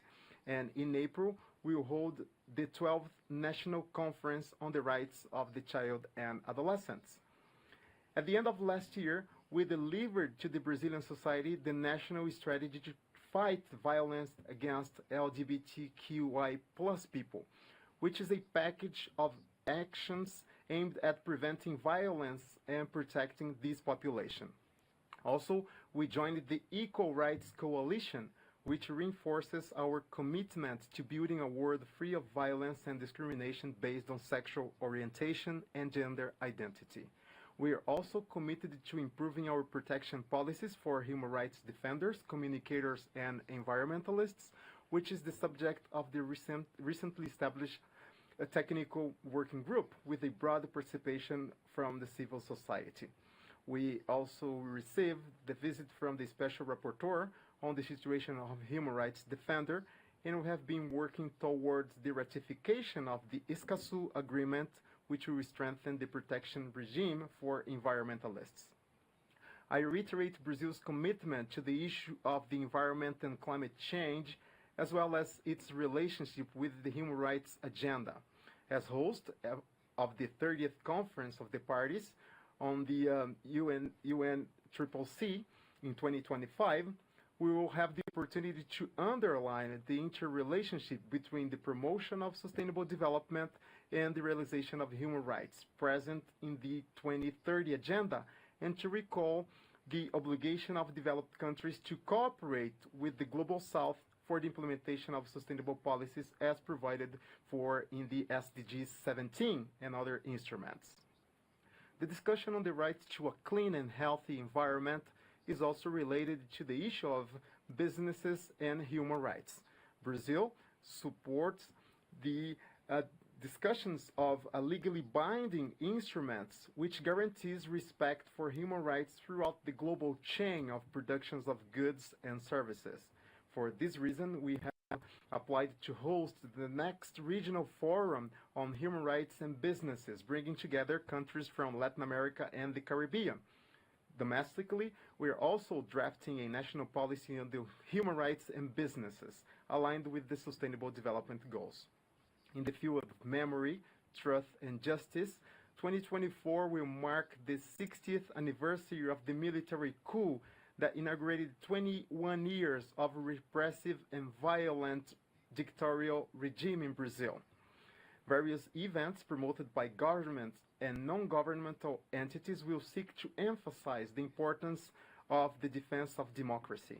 In this context, we encourage the Council to find hate speech and disinformation, which has consistently undermined not only our democracies, but also peaceful coexistence within our societies and between our peoples.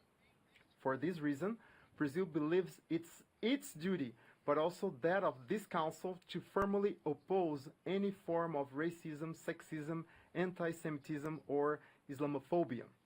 Ladies and gentlemen, I cannot fail to register our deep indignation at what's happening in Gaza at the moment. On more than one occasion, we have condemned the attacks perpetrated by Hamas against Israeli citizens and demanded the immediate and unconditional release of all the hostages. But we also reiterate our rejection of the flagrant disproportionality of the Israel government use of force, which has claimed already the lives of almost 30,000 Palestinians, most of them women and children, forcibly displaced more than 80% of Gaza's population, and left thousands of civilians without access to electricity, drinking water, food, and basic humanitarian assistance. The creation of a free and sovereign Palestinian state that coexists with the state of Israel is an essential condition for peace. We consider it to be the duty of this Council to honor the self-determination of peoples and to search for a peaceful solution to conflicts and to oppose all forms of neocolonialism and apartheid. As we celebrate South Africa's initiative to file a lawsuit before the International Court of Justice to protect the Palestinian population under the Convention of the Suppression and Punishment of the Crime of Genocide, we call on the State of Israel to fully comply with the emergency measures ordered by the court to stop the serious violation of humanitarian rights and to prevent the Commission of the conduct typified in Article 2 of the Convention, which includes intentionally killing or subjecting a group to conditions of existence likely to bring about its total or partial physical destruction. That's to say, genocide. Brazil, in accordance with our official statement in relation to the advisory opinion requested by the General Assembly to the Court, also hopes that the Court will affirm that the Israeli occupation of the Palestinian territory is illegal and violates international standards. Ladies and gentlemen, as we again occupy a seat on this Council, we renew our commitment to building a world in which all people have the opportunity to know and learn from the past and the possibility of designing a fairer and more supportive future for themselves and their communities. May human rights be synonyms of future transformation and hope. Thank you very much.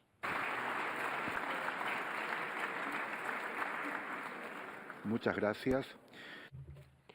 Thank you very much. Now I would like to give the floor to His Excellency Mini Hassani, Minister for Europe and Foreign Affairs of Albania.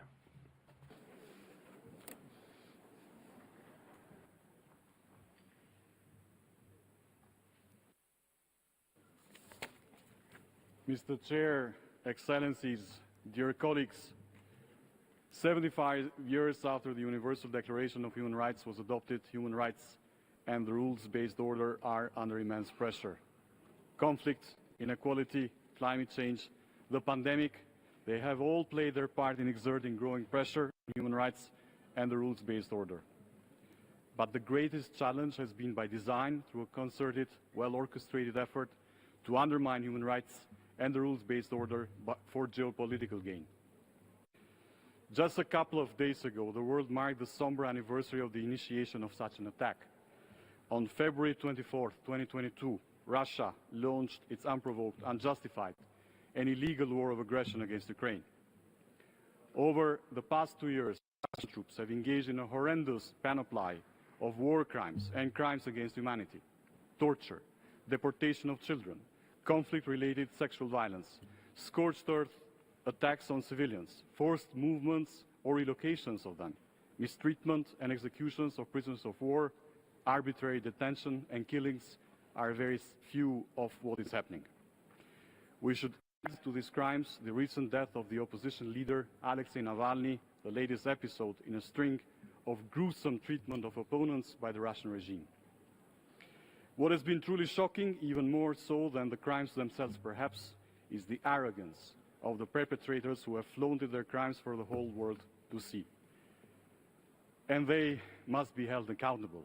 We fully support the mandate of the Commission of Inquiry, and as a member of the Human Rights Council, we will work hard alongside partners, allies, and like-minded countries towards achieving the objective of bringing to justice the perpetrators.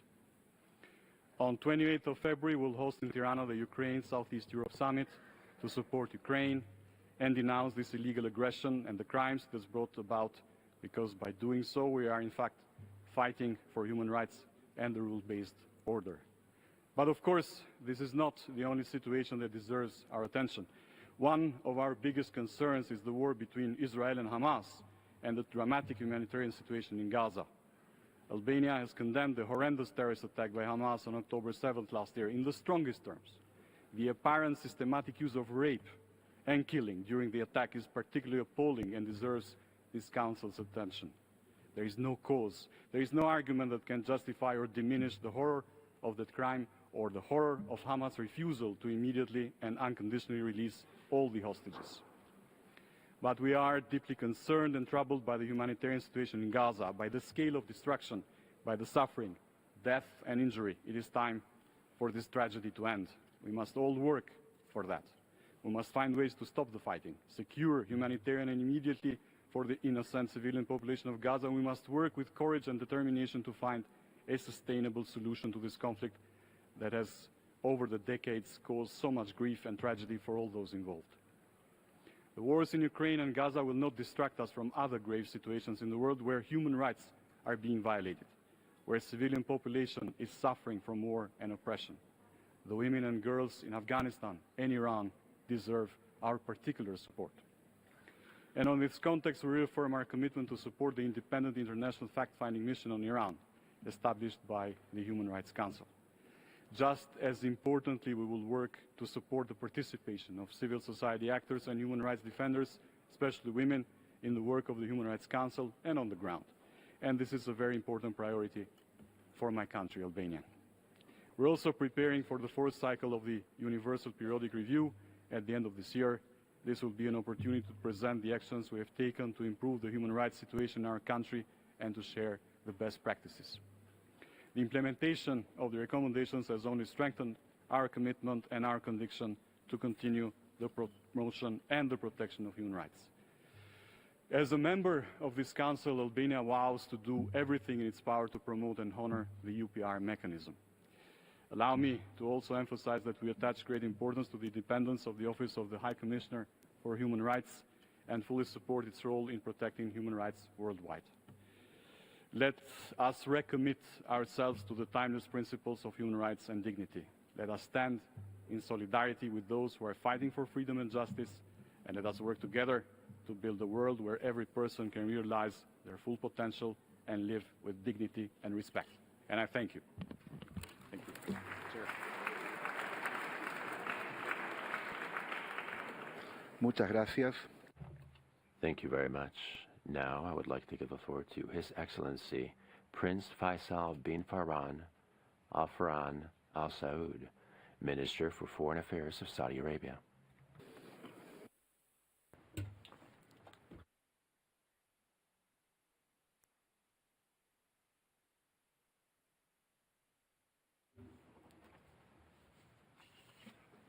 In the name of Allah, most gracious, most merciful, Your Excellencies, ladies and gentlemen, peace of Allah be upon you. Kingdom of Saudi Arabia attaches great importance to its cooperation with UN special procedures on human rights. In that regard, we deal with human rights on the basis of a comprehensive approach that centers on society and the individual, as well as improving social standards and enabling comprehensive development. In this light, we stress on the importance of protecting various values and refrain from imposing certain values on all, in order to ensure respect of differences between states and societies, though we believe in common universal values. However, this does not cancel the rights of states and societies to follow the values which are commensurate with their social and cultural diversities. Excellencies, we stress on reinforcing our comprehensive conception of human rights in line with our 2030 vision. This reflects the development of our institutional and legal arsenal with regards to human rights inside the country. We have developed also legislations on the whole, and also regulations on women, their empowerment, and other fields which impact the daily life of citizens and expats. We cooperate also with the Council and its mechanisms, and in these slides we reiterate our thanks to those which provided recommendations through the various rounds of our UPR. We attach great importance to the UPR because it is an important tool at the hand of the Council in order to carry out its mandate in the field of reinforcing cooperation in order to achieve reinforcements of human rights globally. The number of the implementation of our recommendations in the three last rounds, 85% out of 450 recommendations. Excellencies, every institutional dialogue will be taken into account unless we take into account the situation in Gaza. How can we talk about this while Gaza is under ashes? How can we turn a blind while the people of Gaza are displaced, subjected to the worst violations of human rights? We have called repeatedly the international community to bear its responsibility to put an end to escalation and war, to protect civilians, in order to pave the way for a clear-cut, legitimate peace process which includes all parties. In this light, we warn against the disastrous repercussions on threats to attack Rafah as the last refuge for civilians who are there due to the displacement by Israeli army. In spite of 30,000 dead and starvation of millions, and lack of security and lack of basic needs, i.e. medicine, water, and energy, we see that the Security Council achieves no results in this regard. We reject double standards in this context as well as selections. We call for the implementation of Security Council Resolution 27/2020 and lift restrictions on the delivery and entry of human aid in order to alleviate the unjustified human suffering. We call for a immediate ceasefire that pave the way for a just, comprehensive peace process. Excellencies, we should dissipate doubts about the right of Palestinians to live in security and their rights of determination through a legitimate process that is irreversible for them to have their independent state on the 1967 border with Eastern Jerusalem as its capital on the basis of the Arab Initiative and the relevant UN resolutions. We call upon all countries to adhere to the principles of peace and justice and to work together in order to end what we can call collective punishment and its serious ramifications. And thank you, Mr. President. Muchas gracias. Thank you very much. And now I would like to give the floor to Her Excellency Annalena Baerbock, Minister for Foreign Affairs of Germany.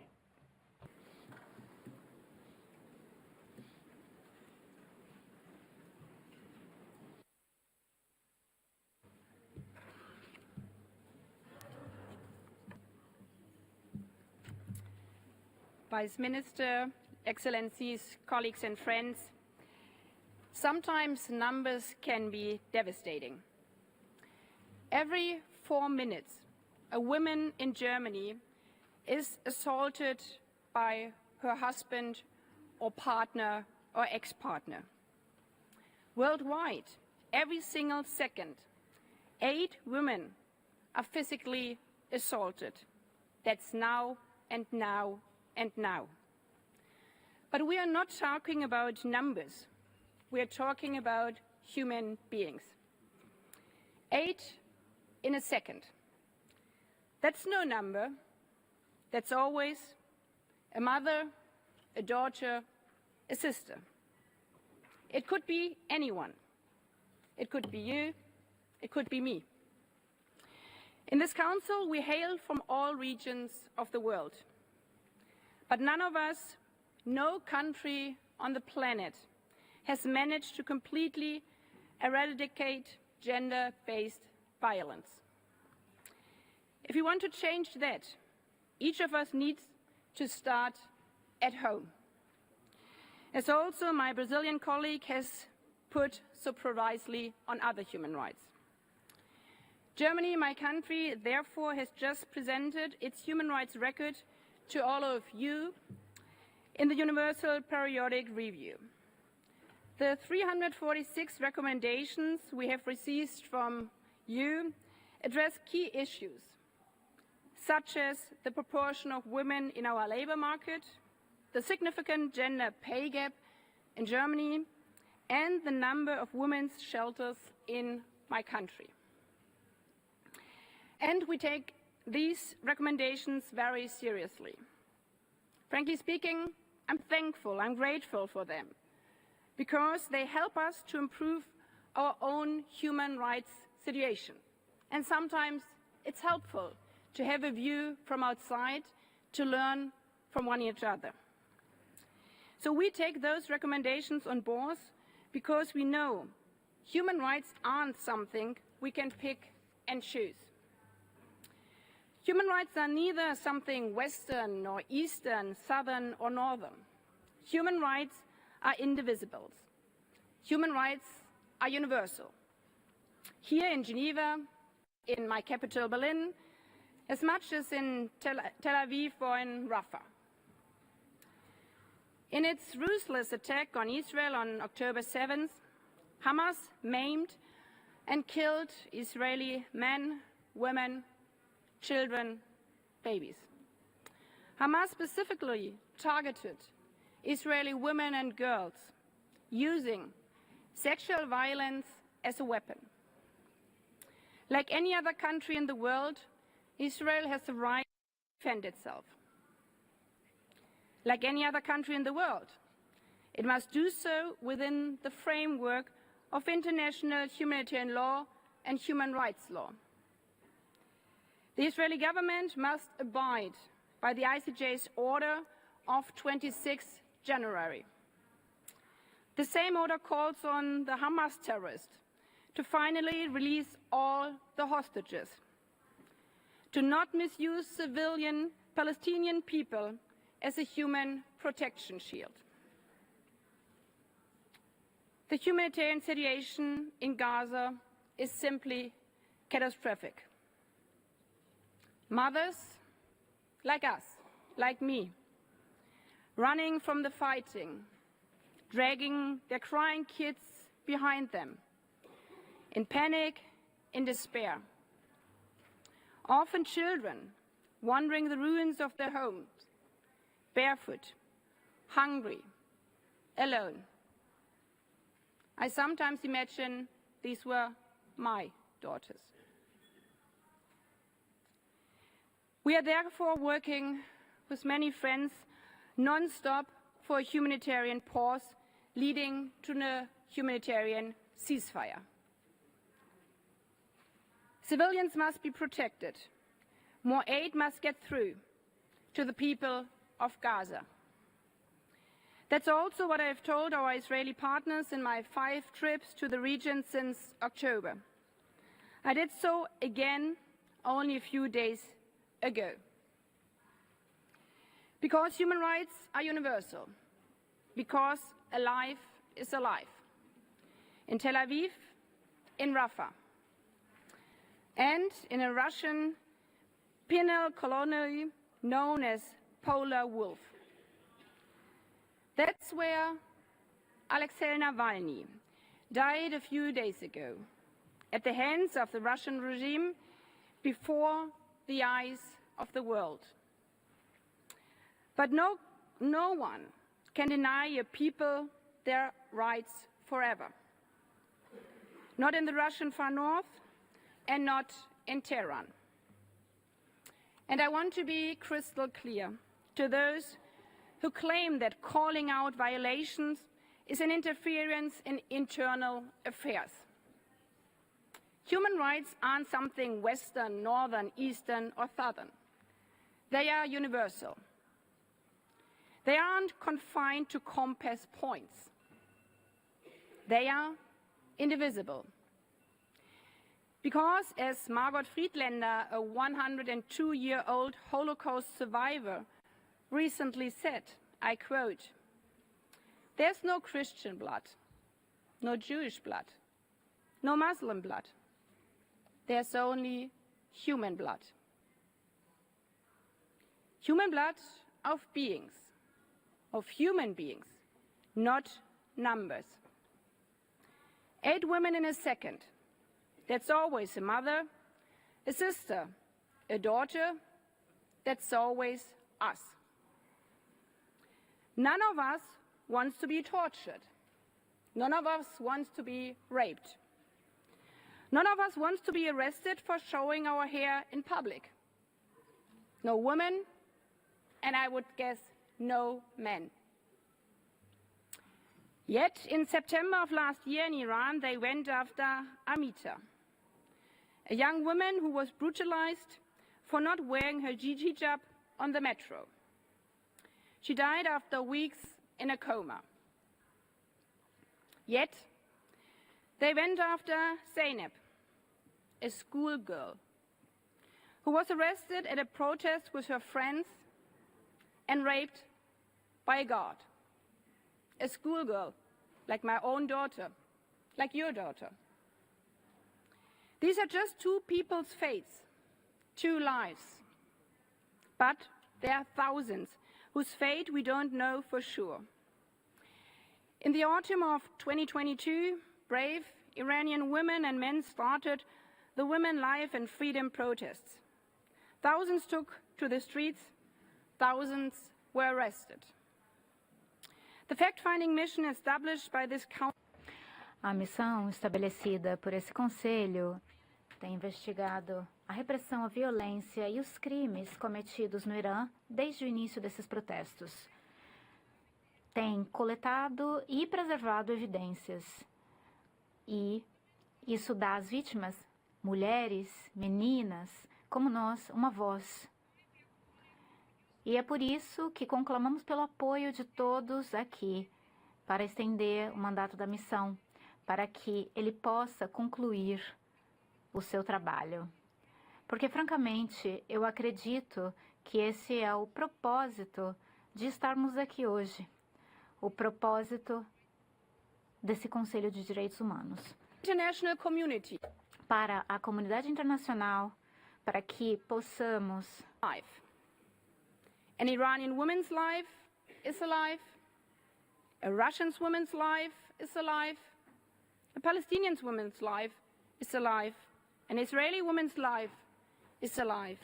A Chinese woman's life is alive. A South Sudanese woman's life is alive. A German woman's life is alive. Human rights are universal, everywhere. Thank you.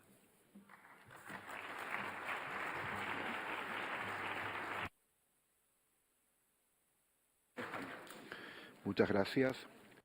Thank you very much. Now I would like to give the floor to His Excellency José Manuel Álvarez, Minister for Foreign Affairs, European Union, and Cooperation of Spain.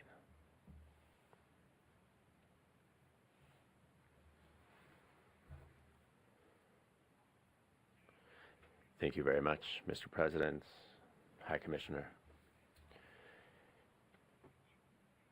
Human rights are a goal of the United Nations and the #1 priority of all free countries. They are actually the very heart, the beating pulse of any international peace, cooperation, and international security international system. I am aware that I am addressing this room at a time where the defense of human rights, peace, and human dignity must be challenged, championed. We live at a complicated time with many entrenched conflicts and crises. But it is difficult is an excuse that history never accepts. And this council was born out of humankind's most difficult moments. It arose with the conviction that it is possible to find common solutions to common problems. And it is with that conviction that today we come together to face humanitarian, security, climate, economic, technological challenges that we all face. And this is a path that we should only walk down together, because when we have problems that cross ideological, political, and physical borders, the only efficient response is one that also crosses borders, which is why the respect of the human rights, the Universal Declaration of Human Rights, is not only our obligation or best tool, it is also our roadmap, our compass. Universal values are not really words engraved in stone, nor are they simply words on a text. They are a conviction, a commitment that all of us remind ourselves every day. The certainty that, over and above all differences, we all share being humans, that every human has the same dignity, the same rights, and we have the commitment to protect, to preserve these rights for all. Spain reiterates this conviction, including the indivisibility of all human rights, by strongly rejecting false dichotomies between civil and political rights on the one hand and economical, social, and cultural rights on the other. We are convinced that multilateralism is the path to peaceful coexistence, building trusts and bridges. And it is with that mindset that we have presented Spain's candidacy as a member of the Human Rights Council for 2025 to 2027. Our candidacy is based on some national achievements and commitments, among them the development of the second National Human Rights Plan, the commitment set through the new cooperation law of attaining 0.7 of the gross national income as official development aid, as well as our feminist foreign policy. We're also taking steps to approve a law for the protection of human rights, sustainability, and due diligence in business activities, and to promote human rights in the digital space in order to develop an ethical and humanist artificial intelligence. We made these commitments public at the high-level event commemorating the 75th anniversary of the United Nations Declaration of Human Rights, and they are consistent with Spain's role in the international stage. They are also in line with the work of the Ministry of Foreign Affairs, which strives for global peace and stability. At the European and multilateral level, we have presented specific proposals to make headway in the two large crises that we are experiencing, ones in which we see unacceptable violations of human rights, in both of them, in Ukraine and in Gaza. Last Friday, I was speaking before the United Nations General Assembly because 2 years since, we saw Russia's aggression of Ukraine in flagrant violation of the United Nations Charter. And here, today in Geneva, I would like to reiterate Spain's unwavering support to the independence, sovereignty, territorial integrity of Ukraine, to their government and their people. We reiterate the need of having to ensure accountability for the violations of human rights that are taking place in that part of the world.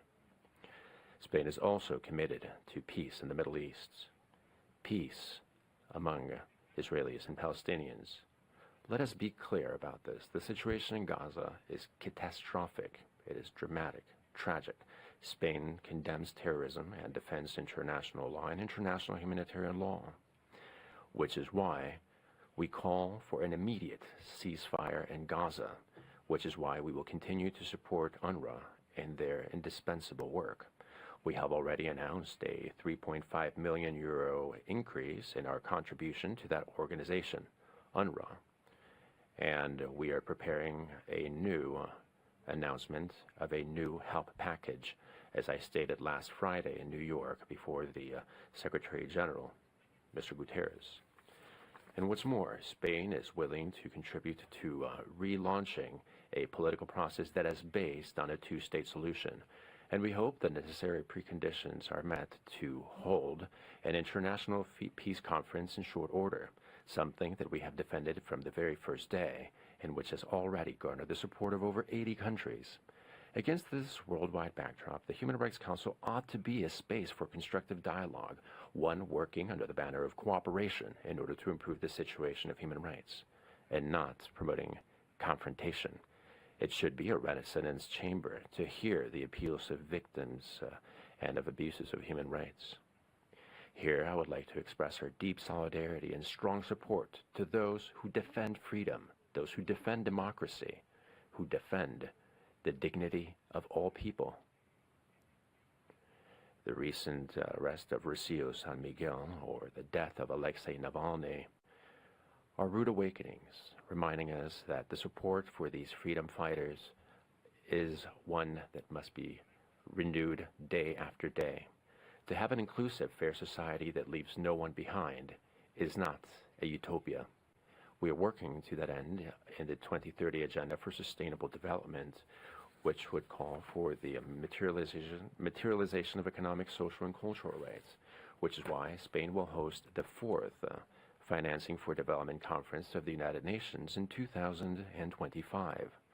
And we do this knowing full well that without making progress in gender equality and the respect of the diversity of our societies, of all of our societies, without that, we will not be able to have fair, more inclusive, more tolerant societies. Spain and New York is chairing the Feminist Foreign Policy Group, which is further proof of our commitment to equal opportunities among men and women, including female leadership in multilateral organizations and spaces. The Summit of the Future, slated for next September, will only bring about a sea change if it includes human rights without backpedaling and if it's bold enough to face the challenges of the current world and to build a better future for all. A world in peace in which everyone's dignity is respected is within reach. We're not naive, though. We know that that path is a long one. It might take time, but that does not weaken our commitment. Quite the opposite. It makes it even stronger. And of course, you can count on Spain to forge ahead down that path towards dignity for all. Thank you.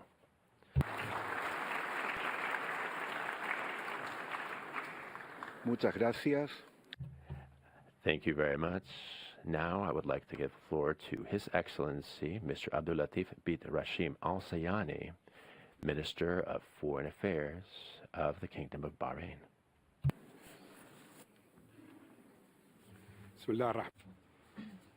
In the name of God, the most gracious, the most merciful, Your Excellencies, ladies and gentlemen, peace of Allah be upon you. The Kingdom of Bahrain welcomes the regular meetings of the Human Rights Council as a valuable opportunity to highlight the progress and achievements made in supporting human rights and fundamental freedoms. The past year has witnessed tangible and effective progress in upholding the highest standards of human rights and fundamental freedoms in the Kingdom of Bahrain and ensuring their effective implementation and realization on the ground. We are proud that these principles and values which the Kingdom adheres to represent an essential part of the reform approach of His Majesty King Hamad bin Isa Al Khalifa and the direction of the government headed by His Royal Highness Prince Salman bin Hamad Al Khalifa, Crown Prince and Prime Minister.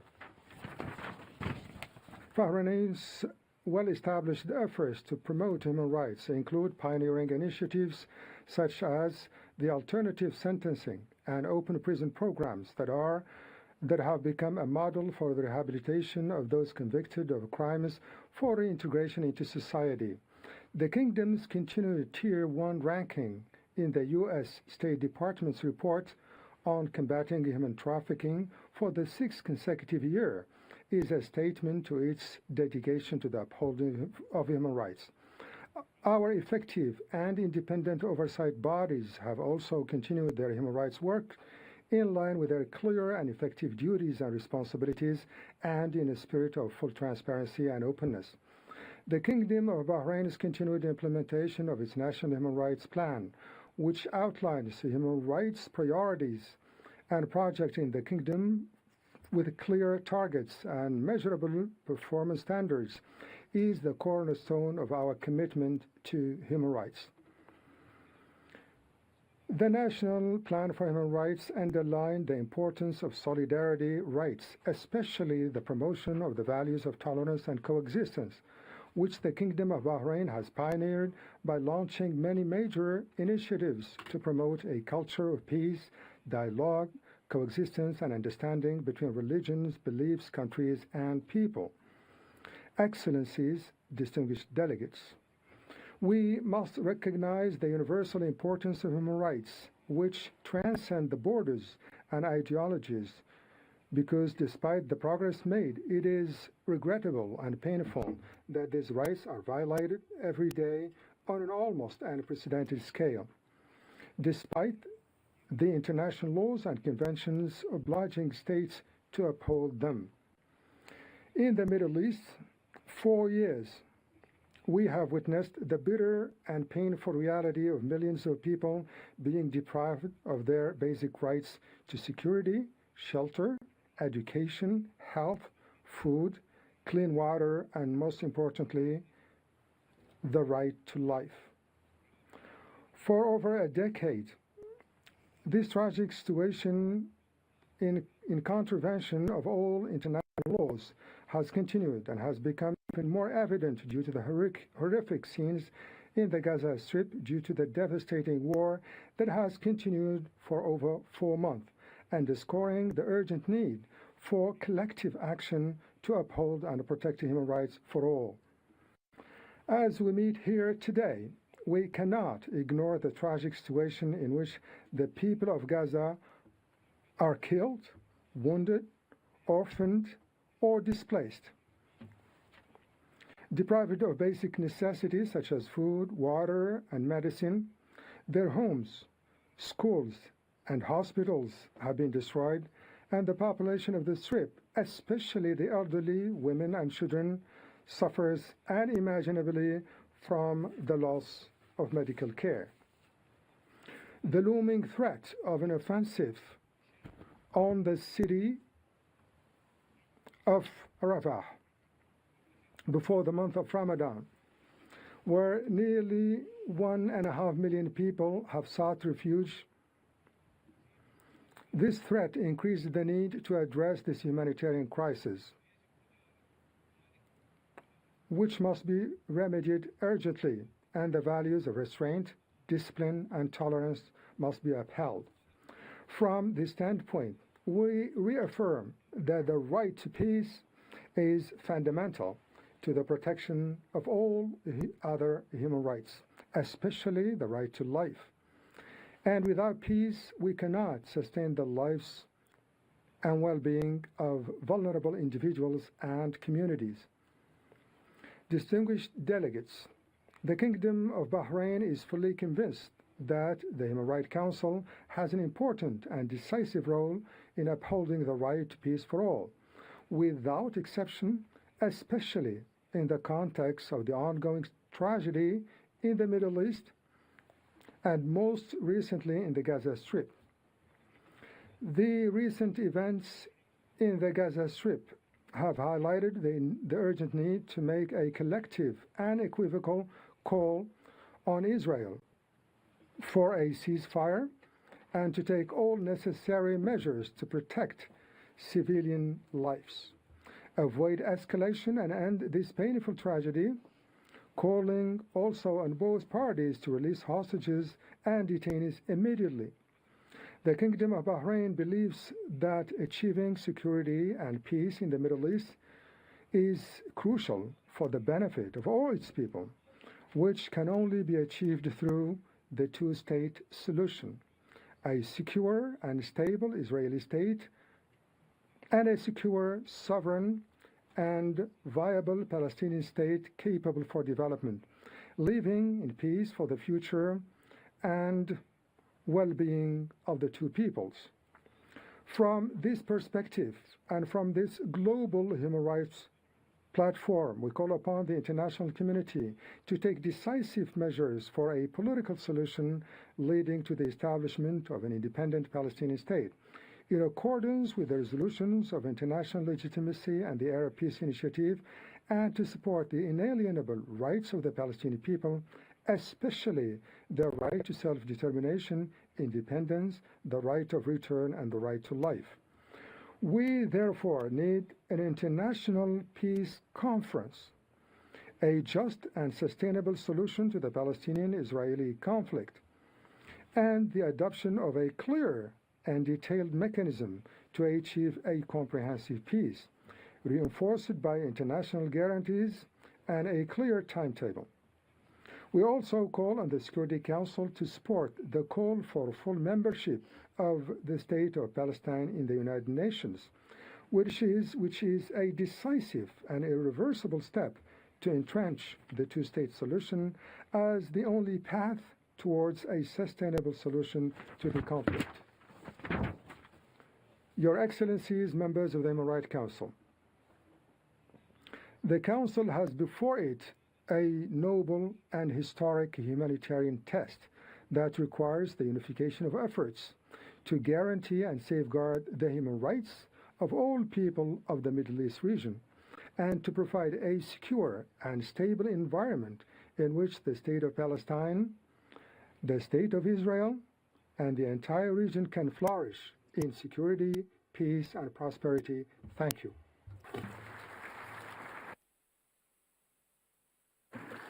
Muchas gracias. Thank you very much.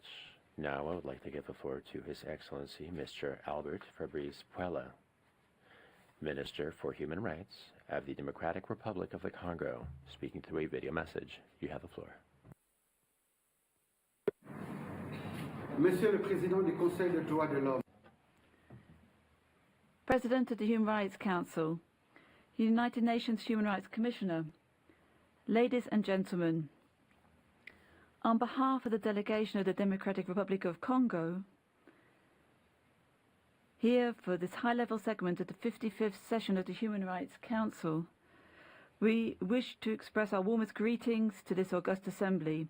This important session is taking place at a particular moment in time for the Democratic Republic of Congo because the end of 2023 saw elections at all levels, and we have now fully embarked upon a new 5-year period to consolidate what has been achieved and the major headway achieved during the first term in office of the head of state, Félix Antoine Tshisekedi Tshilombo, in the promotion and protection of human rights.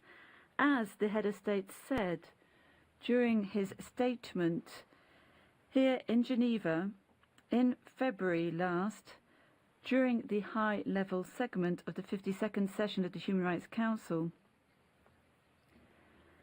significant efforts have been undertaken to honour our international commitments in the human rights sphere, to respect, promote, protect and implement respect of human rights throughout the whole of the territory. Unfortunately, all of our efforts have been hampered by the persistent war which has been imposed upon us by the negative forces, unfortunately supported by Rwanda. This reality has been restated during the mini-summit on the security situation in the east of the DRC on the 16th of February. It was demonstrated that Rwanda is involved in maintaining insecurity and pillaging the resources in the eastern part of Congo. And this is met with a deafening silence of the international community, unfortunately. President, Your Excellencies, ladies and gentlemen, despite this situation, the DRC remains firm as to the need to establish mechanisms for transitional justice, to combat impunity, and to promote an environment of peace, social cohesion, and reconciliation.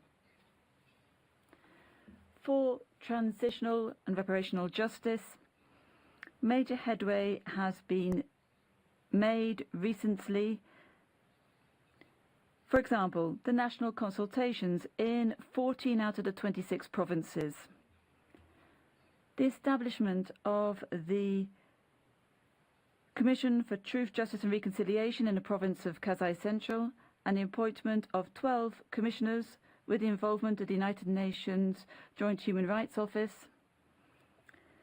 The vote on and promulgation of Law 2265 of the 26th of December 2022 on reparation for victims, and a decree to create the public establishment called FONAREF and the Institutional Commission for Support to Victims and Support for Reforms.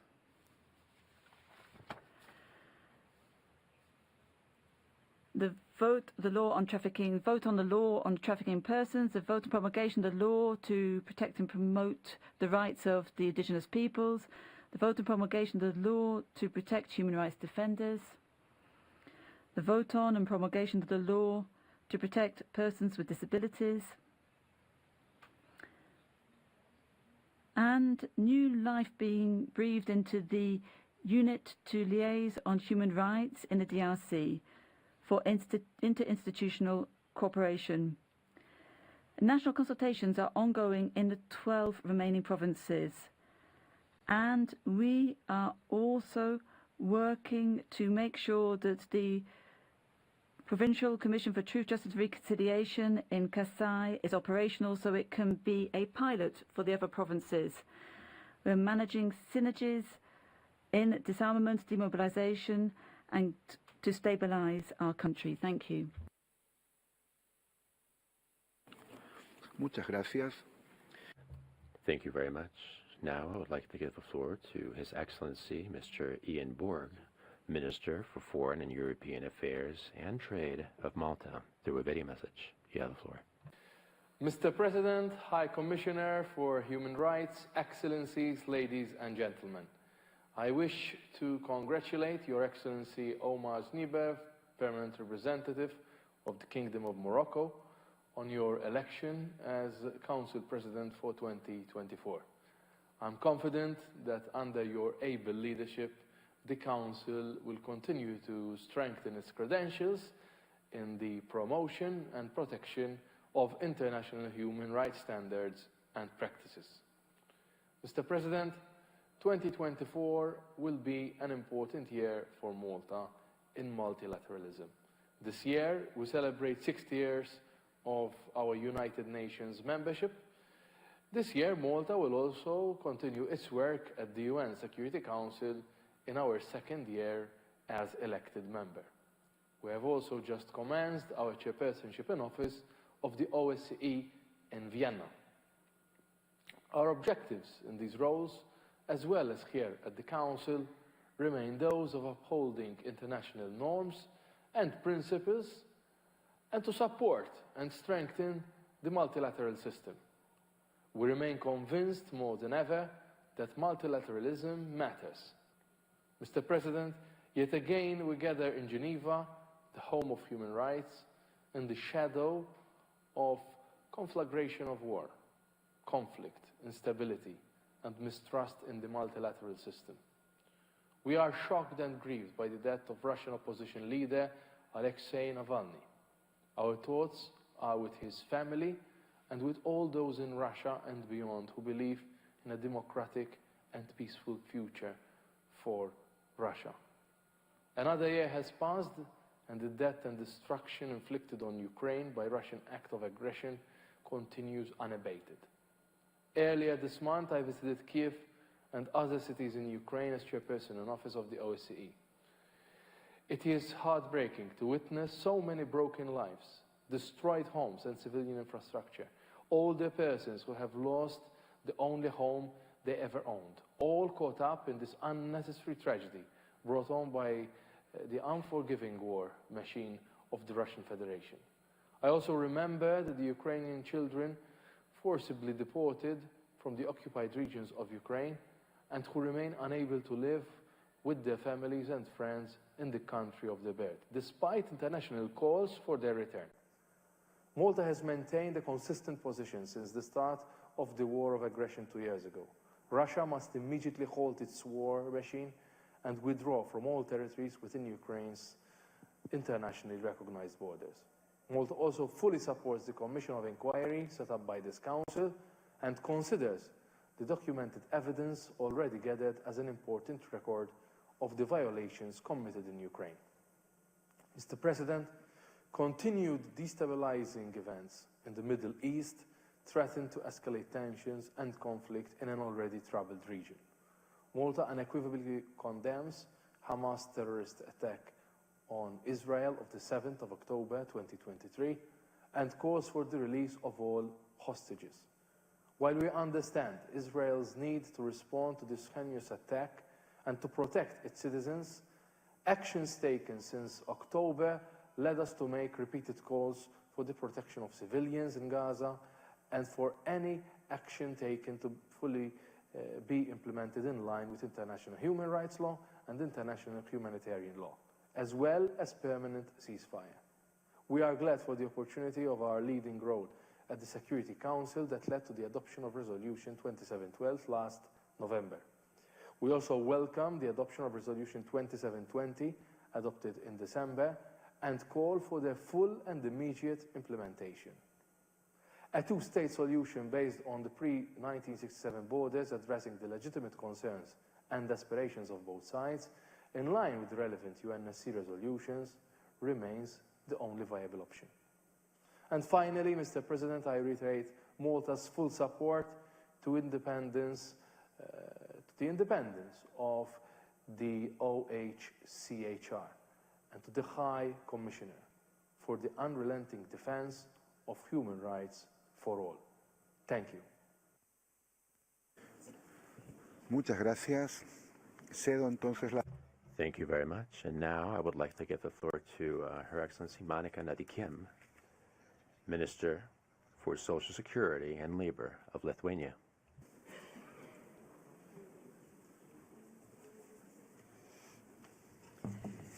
Thank you, Mr. President, Excellencies, distinguished colleagues. It's my honor to have this opportunity to address you today. We are daily reminded of humanity's capacity for cruelty through ongoing global humanitarian crisis, compelling us to face a stark reality. Russia's war against Ukraine, the crisis in the Middle East, Africa and beyond underscore the urgent need to address human rights violations. Last December, we honored the 75th anniversary of the Universal Declaration of Human Rights.